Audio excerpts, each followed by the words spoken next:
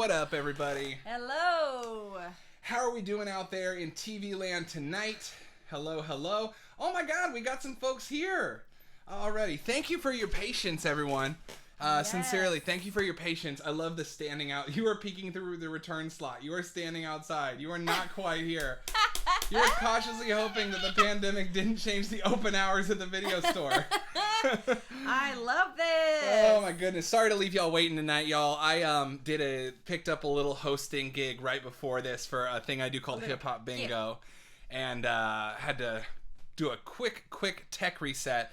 And then to be really honest with you, the reason that we're a minute late is because Stephanie was wearing this new sweater she got, which really reminds both of us of the cheap level in Parappa. So I had to go grab my Parappa hat to be on brand. Mm-hmm. So we could have a theme going tonight. Butter. Joins the bowl. Butter. Jump the boat. What up, Pathos and Glowcat? Hey, I'm really excited that both of y'all are here because we got something to say to both of you. And we'll get to it. But Pathos will say we watched Memphis Belle. We're ready to talk about it. And Glowcat, Pathos knows the whole verse. Yes. That is the case. Dab. What up, Holden Wook? Happy to have you here too. Holy crap! Do I have something? I think I might have something for Holden Wook too. Oh yeah, we watched something that you did. Cool. Well, wow. You just watched Memphis Belle as well. Amazing. Fantastic. Yes, we want to hear your story, Pathos. And Glowcat, one of our new arrivals, and that's something that I watched this week, Glowcat made. And I don't think that we've ever had something we've talked about, other than maybe the Scare Package segment you were in. I don't think we've ever had the ability to talk about something that someone made. So I'm really excited to talk about this. I'm excited too, and I am just getting situated here, pulling up the chat. Le chat. I'm also trying to remember the name of this show? Company. I don't know. Well, you know, this is a good opportunity to do our actual intro. While you do that, I'll spiel it up. It is now slightly past 7 p.m. Central Time, and no matter where you are now... in a video store. You kidding?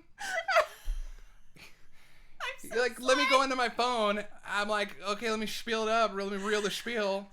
Okay, I'm so glad that you found that. Thank you so much. So no matter where you are in a video store.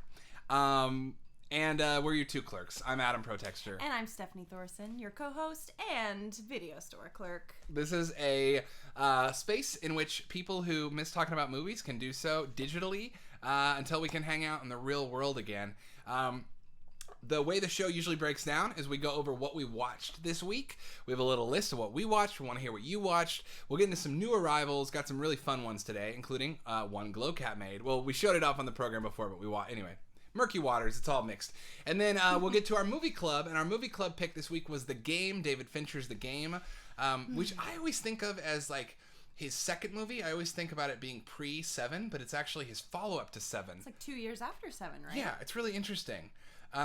We'll get into it. So yeah, to start off with, yo, what up, Wedge? God, I love all the regular homies hanging out. Hi, all the regulars. What else do I want to say? You're watching UltraLoop. That is the name of the Twitch channel that you're on. Sub if you can. You get a free one through Prime.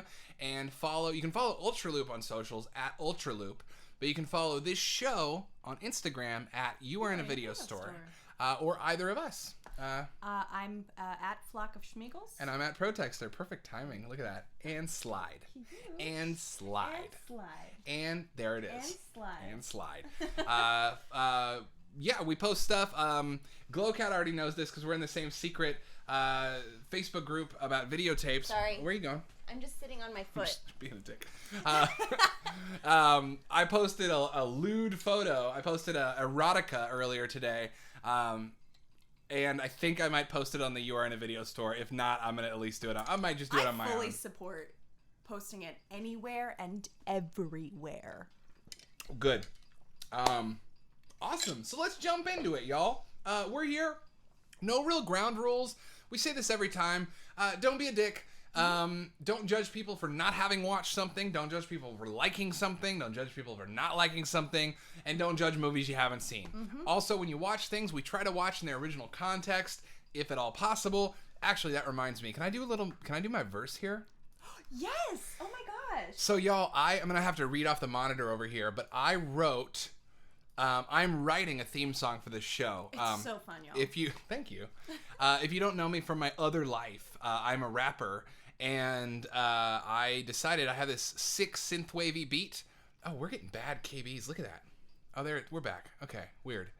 Sorry if we cut out a little bit. Our kilobits a second. Our stream. I knew that. Got a little weird. Everywhere. Yes, thank you, Glowcat. Just Google that. Give it a Google. I'm gonna give it a go. I have this cool synthwave beat, and I thought, when we cut on our outro, normally we just cut to static and a little screen that says "See you next time." But we thought we should have some movie credits, and I thought, well, then I'll make a song for them. So I've been writing a rap that's just about being in it's just a song about being in a video store and looking at stuff. So I'll go ahead and give you the first verse here if I can read it from this far away with mine olden eyes. Can thine see thou words with thine olden eyes? Wait, I can zoom in. Look at that. Oh my God, wow. That is zoomed in. Okay, here we go. Even I can see that. Welcome to the rental shop. Yeah, welcome to the rental shop. We keep it stocking and we never stop. You want it, we got it. From the best of Spock to Fester to Argento's opera, and it's never not in. We're so glad that you stopped in. Rock wigs like Hedwig or Bach with Bill and Ted in a mall in a documentary wall that's probably 10 meters tall. There's popcorn covered in salt. We got porn if you're adult, but softcore hidden around like Less Caution with Tony Lung. Rewatch Face Off, The Rock, or Bond if you're into blowing up. Marty's Wolf of Wall Street or The Irishman if you're into the slower stuff. Joan of Arc, Varda, Godard, Truthful Hunter, blow it up, homie. You need a wreck? We're gonna throw you one. Just be kind of reminded. After the credits roll on one, you are in a video store. Said you are in a video store. And then there's a little bit from Lubitsch to Mamoulian, Kubrick to Leone, and Corbucci and Suzuki. These movies take you to newer lands. We recommend it. Never pretentious. It's never ending. It's where our head's at. Plus, we watch it in the original context and pretend we're the original audience. It's a trip. Get your mind blown by King Kong again. Because guess what? The special effects in King Kong still rip. That's all I got so far. We'll put it into a real song, but thanks for being my little preview audience. You are in a video store. Yeah, you are in a video store. It's going to be a fun song, and we'll throw it up on Spotify and stuff, too. But now that's out of the way, what did you watch this week? Yes, let's get into it. Start dropping in the chat. What did you watch this week? So I'm going to pull out my little list. I keep it on my phone. Have my little list right here. Come on, baby. We'll let you know what we watched. We want to know what you watched. Oh, Glowcat says that's not the first time they've been wrapped to in a video store. That's awesome. Please tell us that story. Yeah, it looks like we got some stories coming in the chat tonight, which I'm excited about. I am too. Audience claps enthusiastically. Thank you, Wedge. Oh, yeah, on that note, since we are going to hear some stories in the chat, just something we say every week, in case you're new, in case you forgot, in case you feel shy. You're so welcome here. Oh, this show is interactive, y'all. Yes. Beep boop, beep boop. Yes, please. We very much encourage you to tell us what you watch. Drop your opinions in the chat. Talk amongst yourselves. Chat with us. Discuss amongst yourselves. But yeah, I mean, like, my favorite nights are always when we've got, like, 2 conversations, 3 conversations happening in the chat. We're responding to, like, one person. We're ranting. It's all over the place because it's like being in a video store. And that's why we made this show, was so you could feel like that and we could feel like that because we miss it. Also, I did interrupt your beautiful intro earlier, but I did find where this sweater is from. It's from Atkin and Tam. They make clothes that are like kids' clothes for adults, for grown-ups. Oh, like that's right. Bigger kids' clothes. So they're just really fun and playful. Hashtag not a sponsor. Hashtag not a sponsor, but what is it? Kin and Tam? Atkin and Tam. Hashtag not a sponsor, but I don't know. This is just like fun. It feels on brand for our audience. And there you go. I dropped their IG handle in the chat. By the way, we're gonna have what I'm really excited about is one of the things we have tonight. Someone in our chat made, and they graciously provided me a sale link, so we're gonna be able to actually pimp some shit out tonight. I love that. And y'all, I am missing my MyOL so hard, but I'm waiting for that Christmas money to get myself a case, so I have a Chia. Wait, what did I want to say? I had something I was excited about. I don't know. It doesn't matter. Okay, we have a lot of people talking about what they watch. Yes, let's get into it. Okay, Robot Jocks. Have you ever seen Robot Jocks? I don't think so. I would grab it. It's up there. It's the highest tape up there. But highest tape in the land. I found Robot Jox on VHS earlier this year. Robot Jox is super out of print on DVD. It's way more expensive to get an old DVD of it than the tape. Normally not the case. And it's really fun. It's a super corny. It's like basically like a proto Real Steel kind. Well, not really. I mean, not really. Because Real Steel is like Rocky. It's more of a, I don't know. It's a silly movie where wars are fought by two men. Like wars are fought basically one-on-one. Like a mech represents a country and a mech represents another country, and the mech robots fight. Directed by Stuart Gordon, though. Y'all, I know, great job, gonna nerds. make me purple. Well, we're both going to be burpy. We're a gassy show. Great Job Nerds was on a Stuart Gordon kick recently. Great Job Nerds, one of our chat regulars. So I would recommend Robot Jox if you want to see Stuart Gordon doing some weird stuff. Not that everything else he made isn't weird. I've never seen Turbo Kid, Pathos. Are you grabbing Robot Jox? Oh, you're so sweet. I'm curious. I really love the art on this. I mean, why have a video store if you can't consult the shelves? You can't pull the video down?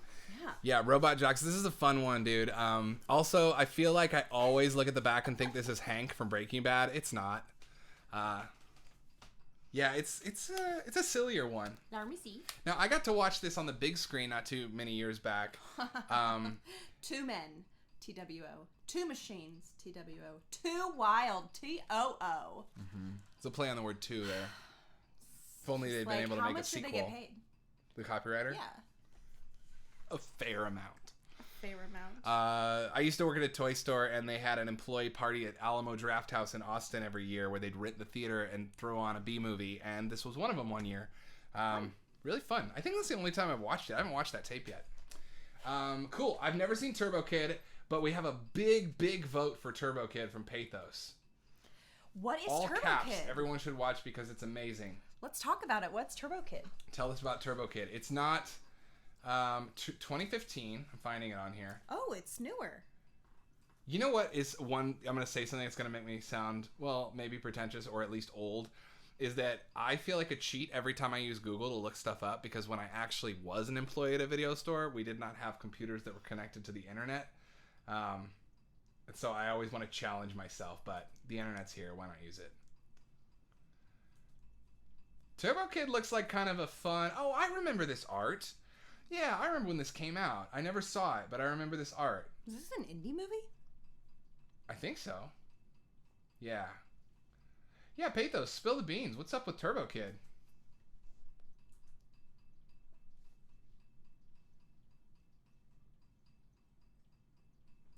Anything? I think it might be at the bottom. Just that Great Job Nerds thinks our outfits are cool. Oh, and Pathos says, you must watch Turbo Kid. You will love the hell out of it. It's free on Tubi. Pathos, you love Tubi, and I think you've convinced me to get Tubi. Okay, Canadian movie. Here we go. Think Mad Max, but no motors. All travel is done on bicycles. Post-apocalyptic setting. Just a fun damn romp. Getting to know the characters, and there's hilarious over-the-top gore. Sounds fun. That sounds really fun. Sounds super fun. We were talking about Waterworld the other day as Mad Max on water. Oh, yeah. That's what it is. Yeah. I want to see Mad Max on bicycles. We were also talking about The Abyss as a space movie underwater. Mm-hmm. And this week we're going to be talking about The Game as a Christmas movie. Underwater in space. Yeah, we all watch the mountain. same game, right? We all watch the same one, the one where it's underwater most of the time. Mm-hmm. There's a Michael Douglas one. Okay. Oh, first of all, just while I'm scrolling up, watch out Wedge. Oh, they're already having a conversation. I love it. I love that Wedge and Vineet are having a combo about Real Steel. Yes, Real Steel kicks ass. It's so fun. I watched it for the first time this year. Yeah, I made you watch it in quarantine. You did. It's Rocky with robots. It's very heartfelt. It is heartfelt. I love it. It's really fun. Okay. Nightmare on Elm Street remake, which I've not seen. I rented it once. Shout out video stores. I rented it from Vulcan Video in Austin, Texas, the year it came out. Mm-hmm. And maybe I'd had a little bit of too much of what Stephanie calls Mama's cigarettes. Mama's 90s cigarettes. Mama's 90s cigarettes. Why is it 90s? I don't know. Weed. Maybe I was too... Grandpa's lettuce. Grandpa's lettuce. Maybe I had too much Grandpa's lettuce, but I fell asleep really... it was very dark and very serious. And I'm a huge Nightmare on Elm Street fan. Holden Wook knows this. The thing I love about that series is how bright and colorful and poppy it is, and how silly it is.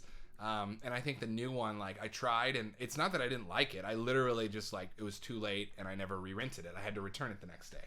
That used to happen, where you'd have to return something, and then you wouldn't see it. Oh, hey, here's a fun thing to drop in the chat if you have something that pops into mind. Redbox rentals that you own accidentally. Although we don't endorse Redbox on this program because it contributed to the death of the indie brick and mortar video store. For sure, but we've all used a Redbox. We all have at one point or another used a Redbox and probably own. Well, I know. See, the thing is, I sound like I'm going to immediately make myself a hypocrite because yes, I do own a Redbox title. It is Kong Skull Island. And mine is Sex and the City, the movie. Oh, nice. And they hit you with that $30 charge to buy it at cost. Then I lost it. Or at retail. Full price. Yeah. Okay, cool. Wedge. I'm sorry. Do you want to go get Sex and the City movie? Yeah, I'm just like really upset. Do you want to order it? Find it on eBay real quick. I'm just like. All right, let's cut. We don't have anyone here but us. It's just us. Okay, we got some other great watches here. Yes. Wedge watched Muppet Christmas and the game. Hey, Wedge, thank you for joining us in our watches. Looking on finding a 4:3 version of Eyes Wide Shut. You know, I haven't watched Eyes Wide Shut this week either, and finding the time, we wanted to pop it on like so many nights, and then we look at that run time, and it's 160 minutes, and we're like, ugh, it's too late. Yeah. We started too late. You know, if you can't find it in 4:3, don't let me be a nuisance and insist upon that format. I will say that you can probably find a pretty cheap DVD of it if you care about buying physical media. I think the DVD copy of it is in full frame, unmatted, and is probably like $5. And I love the Muppet Christmas Carol. So full disclosure, we missed Muppet Christmas Carol. I've seen it a million times, but we're gonna watch it this week, which we'll get to with our theme. Glowcat watch Dial Code Santa, dude. Haven't seen Dial Code yet. Dial Code Santa Claus? Is it Dial We Code ordered it. Santa? We did. We ordered it. So there's a sale. We did. We did. We did. What is it? So there's a company called Vinegar Syndrome that puts out. There was a Black Friday sale. Yeah. So I bought some movies from Vinegar Syndrome's Black Friday sale. They're a boutique. Like they basically take B movies, trash movies, give them a really nice treatment, or just unknown stuff. And I said, step away from the edge of that rabbit hole. She did, because it was Black Friday everywhere. So I had to choose one. I chose Vinegar Syndrome. Dial Code Santa, the best that I bought it as a blind buy because I thought it looked awesome. Glowcat, is it awesome? I know the rough plot is that a little kid, basically a crazy person in a Santa suit, starts attacking a little kid and his grandpa, and this little kid who's been raised on action movies emulates Rambo and all these action figures to defend his home. It's like a more violent Home Alone, like Kid versus Santa. Okay, I'm here for that. That's why I ordered it. It sounds awesome. Very excited about that. I really hope it gets here by the time Christmas does. Glowcat also watched Return of the Killer Tomatoes, which I haven't seen since I was probably 9 years old. And Christmas Evil, which we ordered a few weeks ago and we're going to watch this week. Huge hole in my view. I'm going to just try and stop saying blind spot. Huge hole in my viewing for me is Christmas Evil. I'm so excited to watch this. Call them missed opportunities, not yet grasped. Missed opportunities. Opportunities. Oh, I love that you actually liked that. That's so cute. I thought you were going to clown on that. No. Oh, so wholesome. I love that. Man, we got, thank y'all for rocking the chat tonight. Okay. Michael Ironside, hell yes. Everything comes back to Waterworld on this show. On this show, we respect Underworld. Oh, Glowcat only used Redbox for video games. Yeah, that was, the main use. Oh, Great Job Nerds is calling me out. I was about to say. Yeah. Calling me Hello. out. After you talked about it, I've seen it like 4 times. I don't want to see it in 4:3. Cool. Yeah, I mean. Oh, Eyes Wide Shut. Yeah, I mean, I got my little rant. I've gotten in trouble on Reddit for that opinion, by the way. Like, that's why I'm so like, hey man, it's like my opinion. It's not the rule. I'm super. What do you call that? Huh? Where you justify you equivocate, you overly justify. You equivalent. I don't know. What is it? Qualify. I qualify my opinions on Kubrick's 4-3 work because I've gotten into, well, not really fights, but just unpopular, downvotey area in many. Thank you, Sorry. Defensive. Defensive made me LOL. Also, looks like Glowcat had the exact same little logline there, like Home Alone, but dark. Excellent. And it's French. I didn't know that it was from France. That's awesome. I'm so excited for that to come in the mail. Me too. I'm. It's actually that we'll do an unboxing of that whole haul. We got I had to, let me put it this way. I had to not buy beer for a few days while I waited on my paycheck after that. Whew. But yeah, we got a good haul coming. It's paid for now. Now it's in the mail. Now it's magic. I might need to eat some cashews. Really? You having a hard time? I got a grumble in my tummy. Me too. Y'all, we have not had time to eat today. We've had a busy day. Ooh. I called in sick to work because I was feeling sick this afternoon, and we laid on the couch and watched Memphis Belle. Mm-hmm. But I was thinking about it, like taking notes and stuff. Well, if you hear a wild rumble and a tumble in my tumble, I apologize. We you know what we should do? We should order a pizza tonight. We just got so excited. Oh! We got paid today. Yeah. I got paid today. Let's order a pizza. Let's order a pizza. Oh my God. Oh, what a dream. Hey y'all, fair warning. We might end the stream at 9 instead of 10 tonight. We got plenty of steam, but we said that last week. I know. And then we just were like, nah, but this week, JK. Okay, whatever. This show, TBH, this show is like my number one priority. Oh, this me is my too. favorite it's thing. like a highlight of my week. But I am burnt out on. Yeah, we both have a lot of projects going on right now that. Well, also my day job is social media that is for on demand for holiday promotions, and so I'm just like busy times. Anyway, this is not you are in your friend's living room listening to them complain about work store. This is you are in a video store. Okay, cool. Vineet, if you are having trouble with your delay, refresh the page. That usually works. Anyone else got some recommendations for us? Oh yeah, from what you watched. Oh, Vineet heard Spooky's bell. Vineet heard our cat's bell. Yeah, he's trying to get in through the door. Yes. BRB ordering pizza. Speaking of cats and pizza, our cat, if he does go crazy, like my tum, he's been off the walls today. Oh my God. Look, but this is not you are in a veterinarian's office. I know. Okay. Man, we're all going to get pizza tonight, Dad. We might order it on the stream, but I feel bad because then it's going to get here while we're live, and then we're going to eat it live, and then that's going to be, No. I will, however, do a sly little check out the hours on some places. Anyway, Glowcat, you were in a pizzeria. Yes. You were in a pizzeria. I am like it. finding everything adorable right now. I know. You know what I would love to do in the future is have spin-off. I mean, this is my brain just careening, but I would love to have spin-off shows from this that are like different. Okay, we actually do have a pizza-themed show we want to do. I don't think we should spill the beans yet. I was about to say I think we should keep it as a surprise because it's really good. Yeah. But, I'm a big fan of the premise, and I'm a big believer that if you get excited about an idea and tell too many people before doing any legwork on the idea, your brain will consider telling people the work, and you won't follow through. And so I'm gonna hold this one close. Yeah, but it's good. Just know that keep that in mind. Pizza's coming. But we've pizza. Gotta, it is a pizza cooking stream. Yes, it is. It's a pizza themed show. There's a twist. With a twist that kind of connects to this and an interest of mine and an interest of yours. Yeah. Anyway, we'll get to it. Look at us. Look at us. Look at us. Who would have thunk? Who would have thunk? Shout out Paul Rudd. Y'all, let's move on to what we watched. And again, always feel free to jump in. And yes, Pathos. Oh, you want to tell your Memphis Belle story? Type it out, drop it any time. We will dedicate some time to it. While you're getting that ready, let's run through some of the things we watched. For sure. Also, if you want to tell the Memphis Belle story in a 3-act structure over the course of the entire stream, I would be okay with that. That's amazing. Yeah, help us retain these views.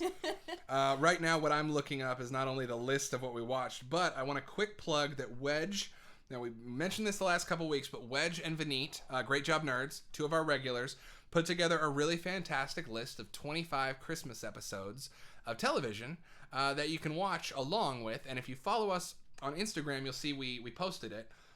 So this week, what was the last Wednesday? Would have been the last day, the 9th. Mm-hmm. So we watched, it's a big list. We watched Abed's Uncontrollable Christmas. We watched Bob's Burgers 2-parter, The Bleakening. Mm-hmm. Very cute. So cute. We did not watch 30 Rock or Lost. We skipped those. Woodland Critter Christmas, we closed our eyes and watched because it's burned into our brains forever. And yeah, I guess we only watched 2 this week. But what was your favorite stuff? Bob's Community. I mean, I love a Community Christmas special, but I think Bob's took the cake for me just because it's so, like, Bob's just always has, like, such a sentimental, wholesome undertone. Yeah. That feels very of the season. So The Bleakening took it more for you than Abed. I think so. That's interesting. This time. I think just because I was feeling, like, connected to Linda. Yeah, I could tell. Stephanie is Linda. I'm like a Linda Belcher. Hey, quick, tell us who your 4 cartoon characters that define your essence are. 4 cartoon characters, or any, that you feel define your essence, because we had this conversation this week. What was yours? Well, that's literally the only one that... No, we had a little list. Linda, Daria. Oh, yeah. It was good. Oh, it's such a good list for you. I don't know. I remember mine are SpongeBob, Donatello, Milhouse, and who's the last one? Oh, and Parappa. Well, I'm cheating and calling a cartoon character because there was an anime. I like to think of myself as a Maggie, but I might be giving myself too many points. A Maggie? Yeah. The baby? No, not a Maggie. I'm sorry, Lisa. I think you're a Lisa. Yeah. You're smart and kind of always irritated that people, not irritated, but always kind of like, if only people would catch up with me. Oh, Wedge came in hot right here. And I play the saxophone. Glowcat is literally just Rigby from regular show. Don't need 4. That's a very Rigby thing to say. Really respect it. And Wedge, Rocco, Leo, Wolverine, and all the Dino Saucers. I love it. I love that I think we're all a little bit Rocco from this generation. Mm-hmm. Leonardo is an interesting choice for yourself. I'm Donnie, so we should come up with a plan for something. Oh yeah, I didn't even think about that, Vineet. That episode hits really hard. Yeah, that's a very personal connection to have with that. And I think that episode really does, like, it always gets me. I always feel so hard for Abed. And I also love the joke about Lost Season 1 on DVD, representing unfulfilled potential. Because it does kind of represent, like, the feeling of Christmas not being exactly how you remember it being as a kid, and the struggle that we all have to fill our homes with light and happiness, even though we're adults and we're not quite as able to relax, not quite as able to believe in the magic. I think it speaks to that in a nice way, where I think you got a good point. Bob's is much more about creating that magic for you. Community's commiserating with you, and Bob's is trying to help. Yeah. I mean, yeah, they're both great, obviously. I wasn't trying to start an argument. They're completely different things. No, yeah. It's about change, and that's what hit hard. Big change. Huh. Yeah. Dang. I didn't see your post about it. I'm going to have to watch that. I'm going to have to go find that. Okay, we got a story happening up here, all right? Oh, the swords and leader type. I get you. All right. Do you want to read Pathos' story? Yeah. Should I read it? Should we swap back and forth? No, you're a better dramatic reader than I am. Okay. I'm just going to do like a freaking Casey Kasem. Welcome to You Are in a Video Store. Casey Kasem. All right. Here's the story. Here we go. That I'm sure everyone can read. But we want to hear you read it. Okay. Back in World War II, my grandfather flew in a squadron of B-24s. Same squadron as the actor Jimmy Stewart, but not the same plane. In Memphis Belle, there's that scene where the co-pilot takes over for the tail gunner and shoots down an enemy fighter. Fighter, while going down, chops through a plane called Mother in Country, and as they are going down, only 2 people manage to bail out and pull their chutes. When my grandfather was in the air, his squadron came under enemy fire, and a very similar thing happened, except It was a squadron mate's plane, and it was my grandfather's Oh my God. B-24 that got chopped in half. Holy shit. Only 2 people managed to bail out and pull their chutes. One was my grandfather. He then spent the next 13 months as a POW. Holy shit, dude, that was a good story. That's wild. Damn. Over a year as a POW after being shot down. Pathos, I have to know, was that before or after, and I don't know what side, maternal or paternal grandfather, is that before or after your parent was conceived? I.e., did that moment impact your existence? Wow. Like, to know that, to know, like, someone narrowly escaped death, and Yeah. that if they hadn't, you wouldn't be here. What a wild Speaking story. of Back to the Future. Wow, yeah.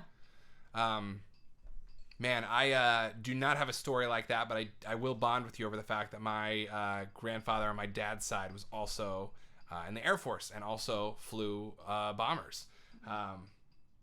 And I'm really glad that I asked him. My dad was like, ask him about it. And I was like a teenager. I was like, no. And I finally did. And I was like, oh, you were a human and the world existed a long time ago. Yeah. This is not just pictures. It's crazy. Yeah. Oh, we were just talking about... A few years before. My dad was born in 53. Damn. Wild. So yeah, so if he hadn't made it, you wouldn't be here. Well, we're very happy he made it, and then you're here with us, Pathos. Agreed. Man, amazing story. Thank you for sharing that. Yeah, thank you. Wild. Thank you for reading it. Oh, thank you. Oh, thank you. Oh, thank you. Oh, well, thank you. I didn't know if that was like a good segue into quick genre theory aside that we had during Memphis Belle, but... Yo, it's always a good time for genre theory. What do you got? Oh, just the thing. What was the book you pulled out? That's right. There's a book called American Scenarios. That's, again, it's like right over there in a stack out in the other room. It's called American Scenarios. I found it at a bookshop in Chicago. I always go to the film section of little bookshops because you never know what you'll find. It's like one of those books that's maybe not written for the public, but maybe not technical enough to be a textbook, but just a really interesting read. But it's like a breakdown of genre theory, and its whole first part is about the costume picture, really the period piece. And he just makes this argument that costume pictures or period pieces tend to have trouble existing as fully realized movies in their own right with their own internal logic and worlds, because they operate so firmly with their audience in mind from a position that is already, since they're historical, they're automatically removed from realism. And one thing that they do is they like to wink at the audience. There's this feeling that like historical dramas will the author says something about like you might see a cafe in Paris, and like Hemingway and Picasso and Dali might all be there at the same time, and that probably never happened, but for this movie they're winking at you and they're saying, you know, history. In Memphis Belle, it happened early on with the guy who wants to start the burger joint, and someone else says people don't want to eat the same thing everywhere they go.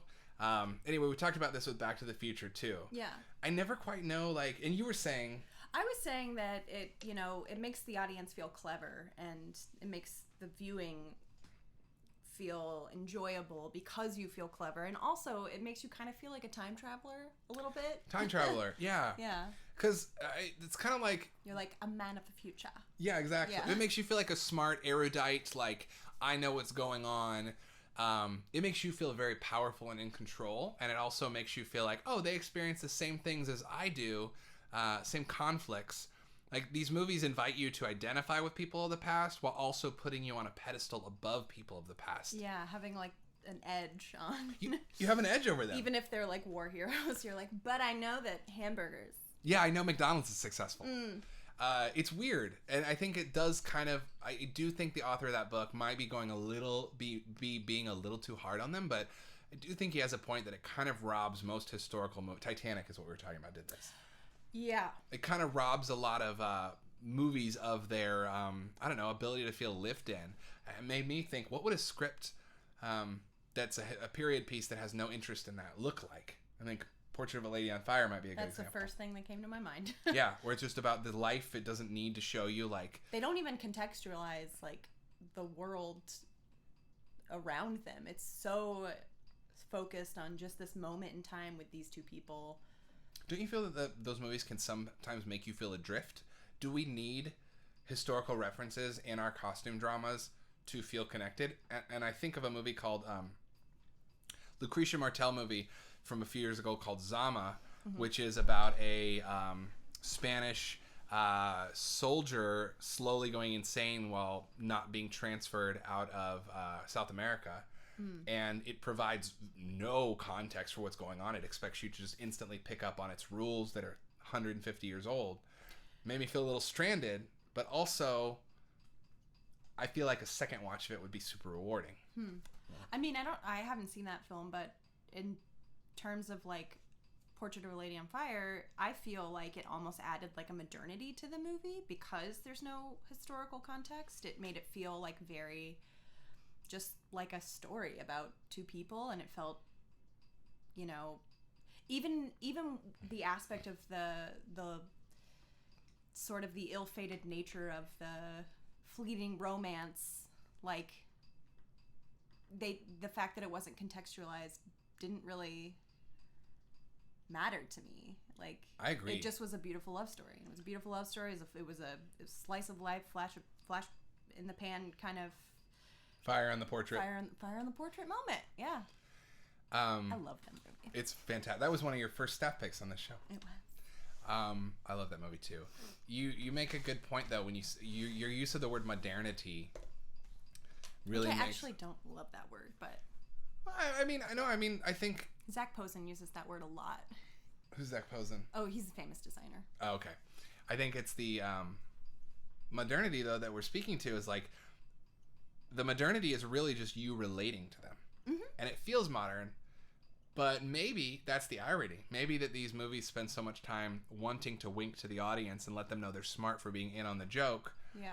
That they lose their ability to actually feel more modern and date themselves. Yeah, I mean, if you look at if you're, I mean, we're not talking about Portrait, but I guess we could, you know, just to use that as the example here, or continue to use it as the example.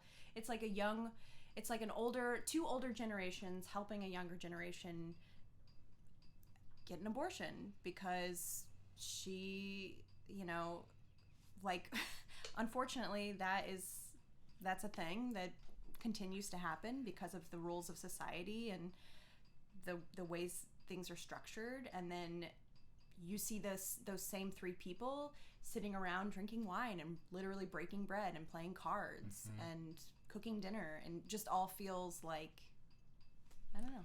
It's interesting about the abortion plot in that movie is that is super relevant to the battle that is often being fought for affordable access to women's health care in this country and abortion rights. And it's weird because the topicalness of it kind of is the wink. Like, it's like, this is relevant now, and that kind of becomes the wink, but it's not in a way that makes you feel in on the joke. It's in a way that is trying to humanely bridge us through time. Yeah. So it's kind of still cheating in the same way, where it's like, come along, audience, and see how people in the past might have a lesson or two. But it just does it so elegantly. Yeah. It's very far removed from, like, I don't know, watching a movie and someone being like, I just always imagine someone like writing with a quill pen and being like, if only I had some sort of press for printing. And us being like, oh, you dumb fuck. Yeah. Good point. You can't become timeless unless you're a Time Lord, and there aren't a few of those left. You can't become timeless if you completely attach yourself to a time. That's a beautiful sentence, Glowcat. Can't become timeless if you completely attach yourself to a time. Like, this is like, I completely agree. This is like an old buddy's rap advice to me. Whenever I used to be in a rap group, well, kind of still am, kind of still aren't. Anyway, we're inactive, but my buddy in the rap group, we used to like trade bars. And he told me that he never put in references to anything that was happening that had happened within like 2 years. Because if it was that recent, it would probably be forgotten. And then when anyone listened to that song, they would just be taken out of the experience of listening to it whenever they happened to, years down the line. And that really stuck with me. And I think that, like, that's a thing you've encountered with improv. Like, improv, people use reference humor as kind of an easy out. It's true. The strongest shows are the ones that feel like they could be whenever because you're not expected to know anything to understand the humor. Yeah, or the referential thing in the show is like something to do with human experience or universality, not like a specific moment in time or a specific event. Mm-hmm. Glowcat, I love how Glowcat, you're relating it to hip hop as well. You instantly date, and hip hop and improv are like the same thing. Yeah. You instantly date yourself. That's why some nerdcore rappers fail. Yeah, I mean, like, that's totally... Oh, interesting. What if I was, like, trying to be a nerdcore... I don't think of myself as a nerdcore rapper, but what if I was writing verses that were like... if I make a reference, I'm going to reference, like, I'm playing with my power glove very casually because I know that anyone who gets that will get it and it doesn't matter. Mm-hmm. But what if I was like... I wish I could find a Switch this year. The PS5's too expensive, and I can't find a Switch on eBay. I hate it. Like, you can't listen to that in 6 months. Yeah. Love the power glove, don't we all? Because we love to play with power. It's right over there. It's in our video game section. Well, that was a wonderful little tangent about we said costumes. last week that we really, want to be okay with being more tangential on this show and just sort of like following the wind. Yep. And the chat. You guys. Ooh, y'all, you tell me right now. Now, I'm going to spoil this because this was going to be a Christmas present for you, but it's pricey enough that I think we should involve the chat. Ooh, I don't think I can go for it. Uh-oh. Sorry, I just got an eBay notification that I was about to win a copy of Mall Madness electronic talking board game, but I saw that the bid went up to $90, and I think I got to bow out. Yeah. Wow, thoughtful gift, though. Yeah, Glowcat said you drop lines about Ninja Turtles and boom, fans. Thank you, because I do that.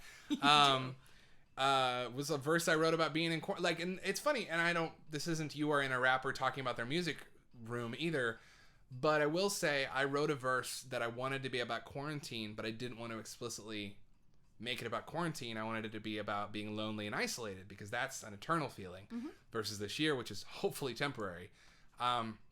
But I used pop culture references to anchor it, and I said, sitting on my ass, getting high again, with a poster up of Prince playing Turtles in Time again, neon ride again, need to find a friend, we alive, but man, we hate being inside like this. And not to, like, dissect my own lyrics and stuff, but thank you. I live for the slant rhyme. I love a good slant rhyme. Me too. They're the best. But, I mean, that's exactly what I was trying to do, like this lesson that you're talking about. You are a rapper... You were in a rapper talking about their music room. Get out of me! Remember? Fly away! Fly away. I want to get away. No. Oh, no, that's an earworm. No. Holdenwook knows what's up. I was in a band when I was 10 with Holdenwook, and we played that song. Oh, boy. Oh, yeah, they did used to give that game away on Nick's shows. Double Dare. Turtles What would in you do? Electronic Talking Mall Madness.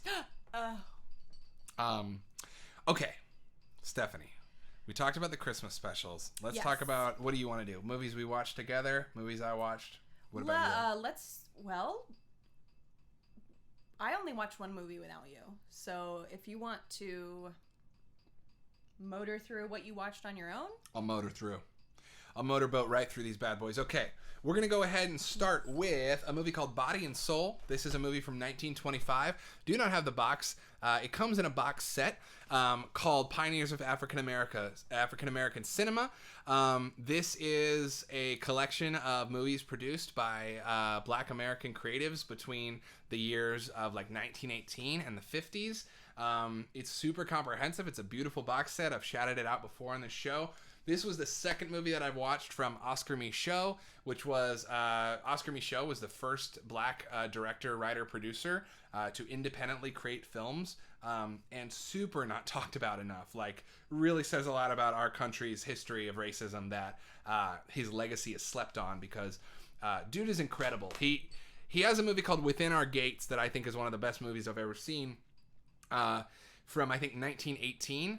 Recommend that wholeheartedly if you're interested in the history of movies. Within Our Gates is the goat here for me. 1920, I see it on the back. I'm sorry. Is that the one you were telling me about the other day? Body and Soul is. Body and Soul. So Body and Soul is his follow-up. Now, one thing he really hated was how preachers took advantage of the black community and conned them out of money. and he was very vocal about this, which was pretty like radical for the time to be coming for the church so hard in your movies. Body and Soul is Paul Robeson, who was a famous athlete, football player, film star. He was like an all-American Renaissance man of his day, the first black movie star. He plays 2 roles in this movie. One is a greedy, mean, fake nice preacher, and the other is like a good old country guy. And so basically the plot of this movie is that a girl is repeatedly I don't want to get into too much content, but it's pretty explicit for its time. This preacher is basically taking a lot of physical advantage in a very scary way of this young girl, but her mom loves him and is so religious that she can't see it. Talk about modernity. This movie, like pre-code, really goes there. Huge fan, and I would definitely recommend anything by Oscar Michaud. If you've not seen him, I had not seen anything by this guy until this year. When I watched it, I felt like, oh, so this is like if I hadn't watched like Countdown of Dr. Caligari until I was 35. Like, I need to catch up. Anyway, big vote for me. As a side note, I think we should do, well, first of all, this is like prolific. Like, look how much, there's so much in here. That is the featured stuff. I mean, these are the features. Why? And then it's also got Why? Shorts.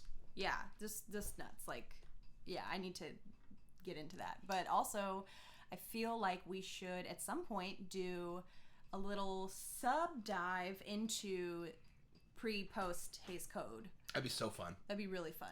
There's a lot of real fun, body, raunchy, naughty, that's some slant rhymes, stuff from before 1935 that we should totally talk about. Yeah, I think that'd be really fun. Great. Yeah, I had never heard of him before this year. And a friend of mine, Devin Coleman, shout out if you're out there, was recommending him on a film thread I saw on Facebook. I Googled him.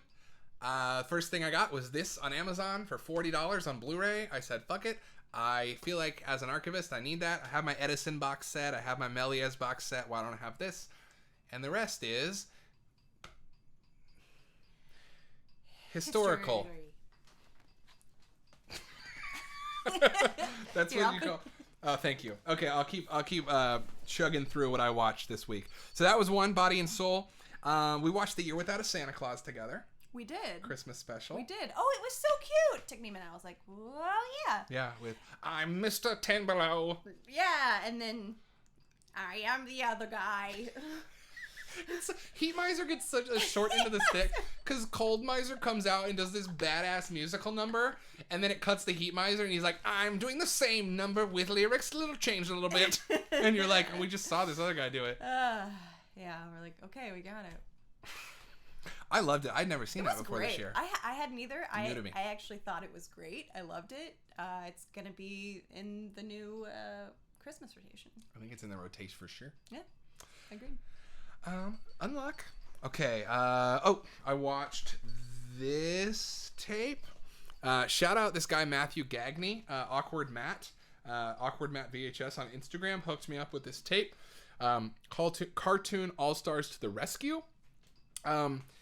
Okay, how many people have heard of this, y'all? Have you heard of this? If this rings a bell, drop it in the chat. I want to know if you grew up with this. Now this, if you went to video stores as a kid, you probably remember this because this was a free rental at every video store. Why was it a free rental? Because video stores did not have to pay to stock it. Why do they not have to pay to stock it? Because Disney, Ronald Disney McDonald's, the Academy of Motion Picture Sciences, the Oscars people, and George Herbert Walker Bush and Barbara Bush all teamed up to make this. This movie has an intro. It is a fever dream. I was about to say, Glocat has a pretty similar review to it that you did. Yes, it's insane. This movie starts with an intro from George Herbert Walker Bush, the original Bush, and Barbara Bush sitting on a couch talking about how you're gonna see some. What's my Bush? Read my lips. I'm trying to get into my George H.W. Not gonna do it. All right, I think I'm here.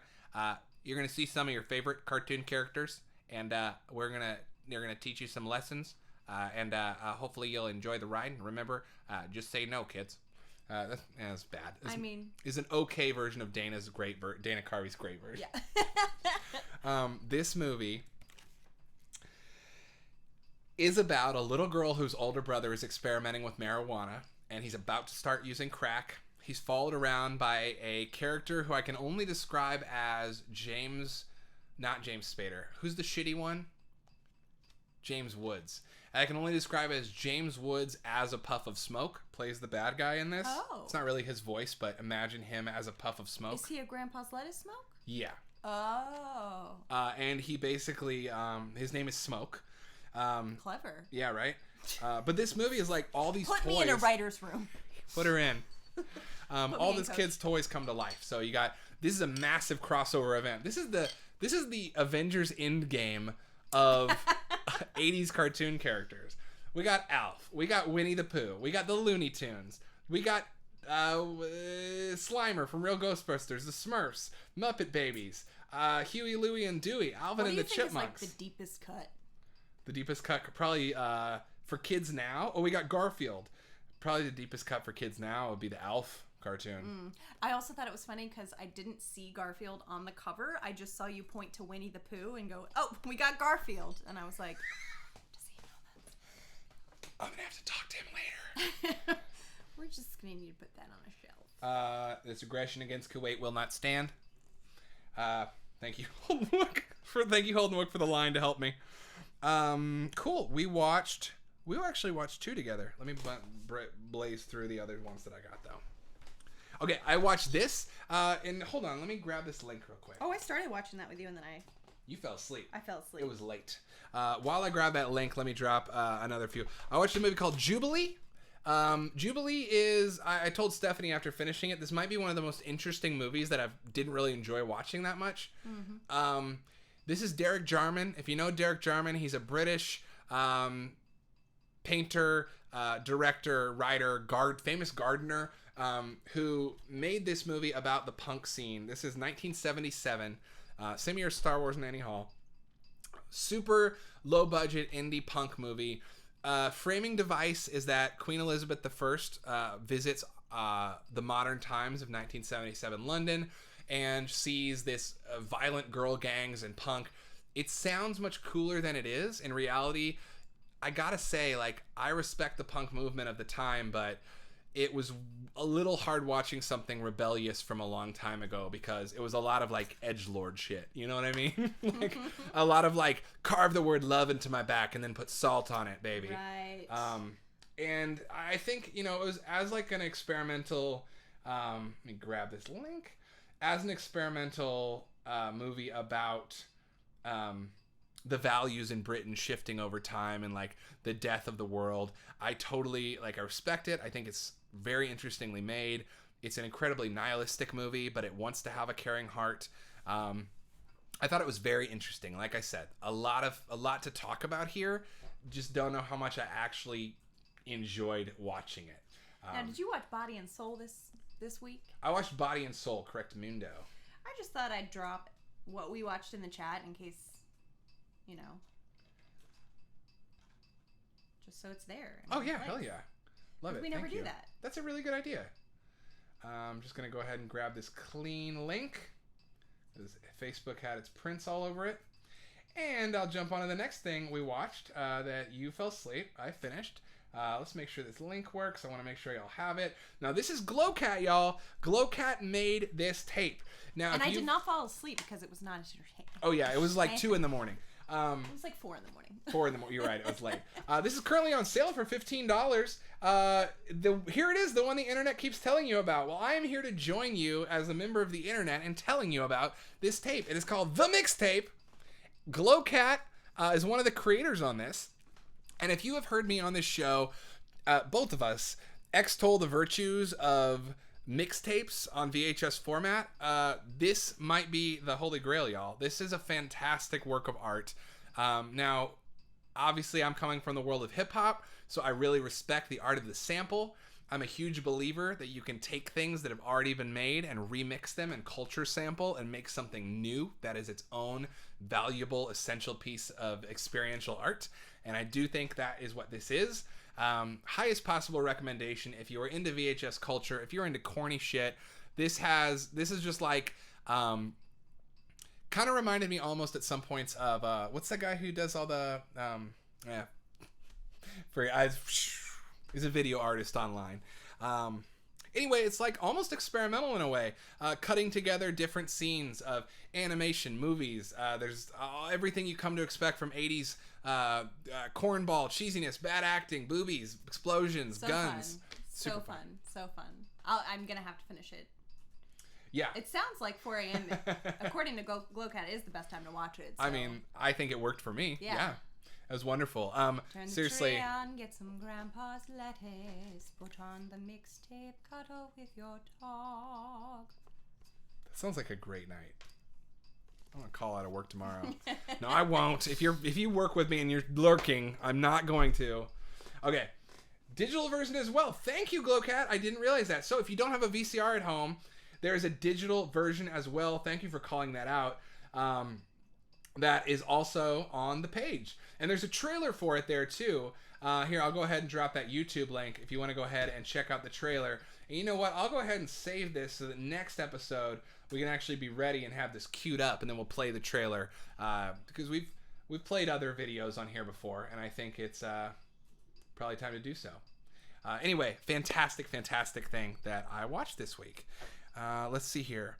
Okay, and then the final thing I watched on my own, y'all, is a little, I mean, you know, I was watching silent films and I was watching, you know, art films from the 70s, and I just wanted to keep that going and really watch something super highbrow and just watch something, you know, that made me feel really like learned.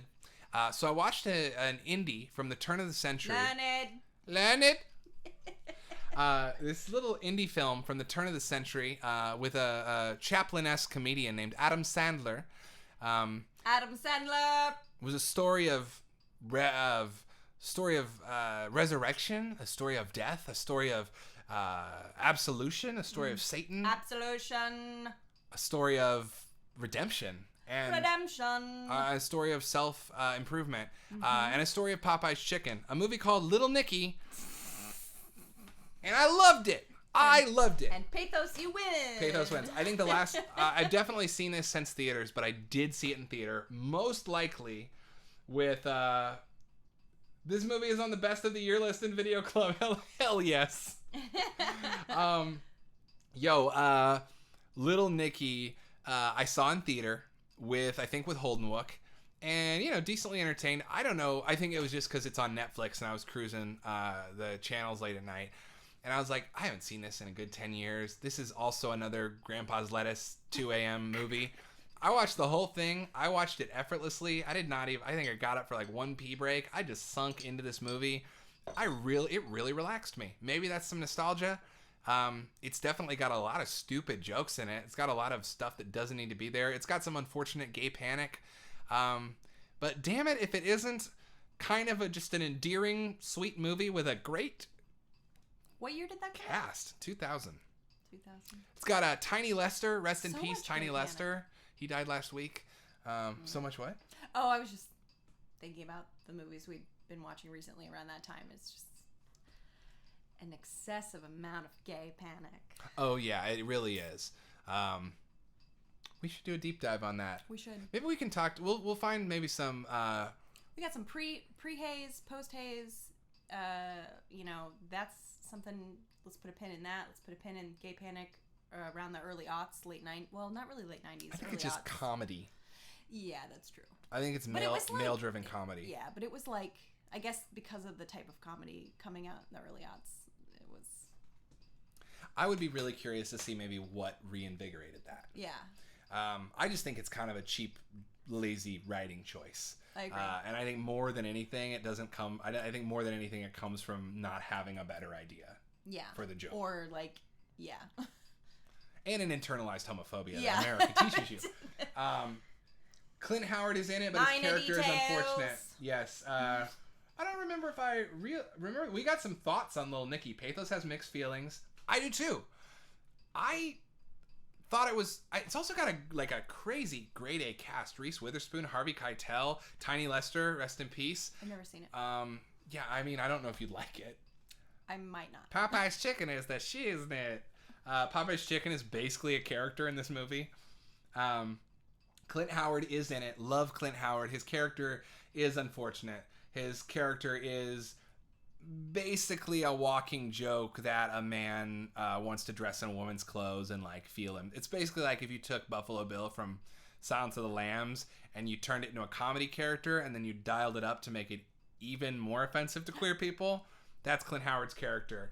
At the time, I remember seeing this in theater and being 14, and the joke was just like, oh, this skeezy looking dude is wearing lingerie, and it's like the joke is that he's like gross. You just made me go. Bing. I know what my staff pick's gonna be. Oh yeah? Yeah. And that's the thing, Pathos. Oh, maybe we didn't see it, Holden.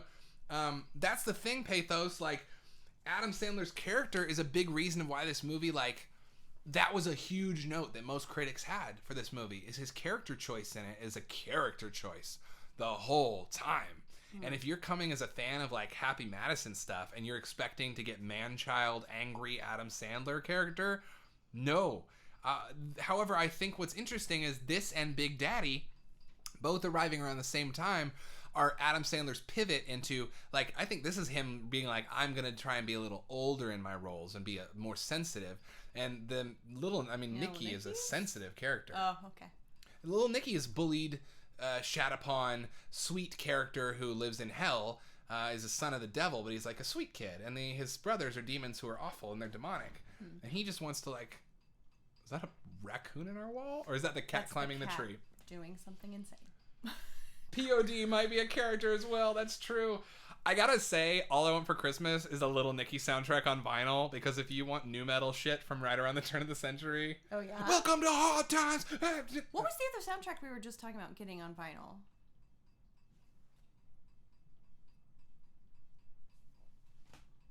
Clueless? No. No.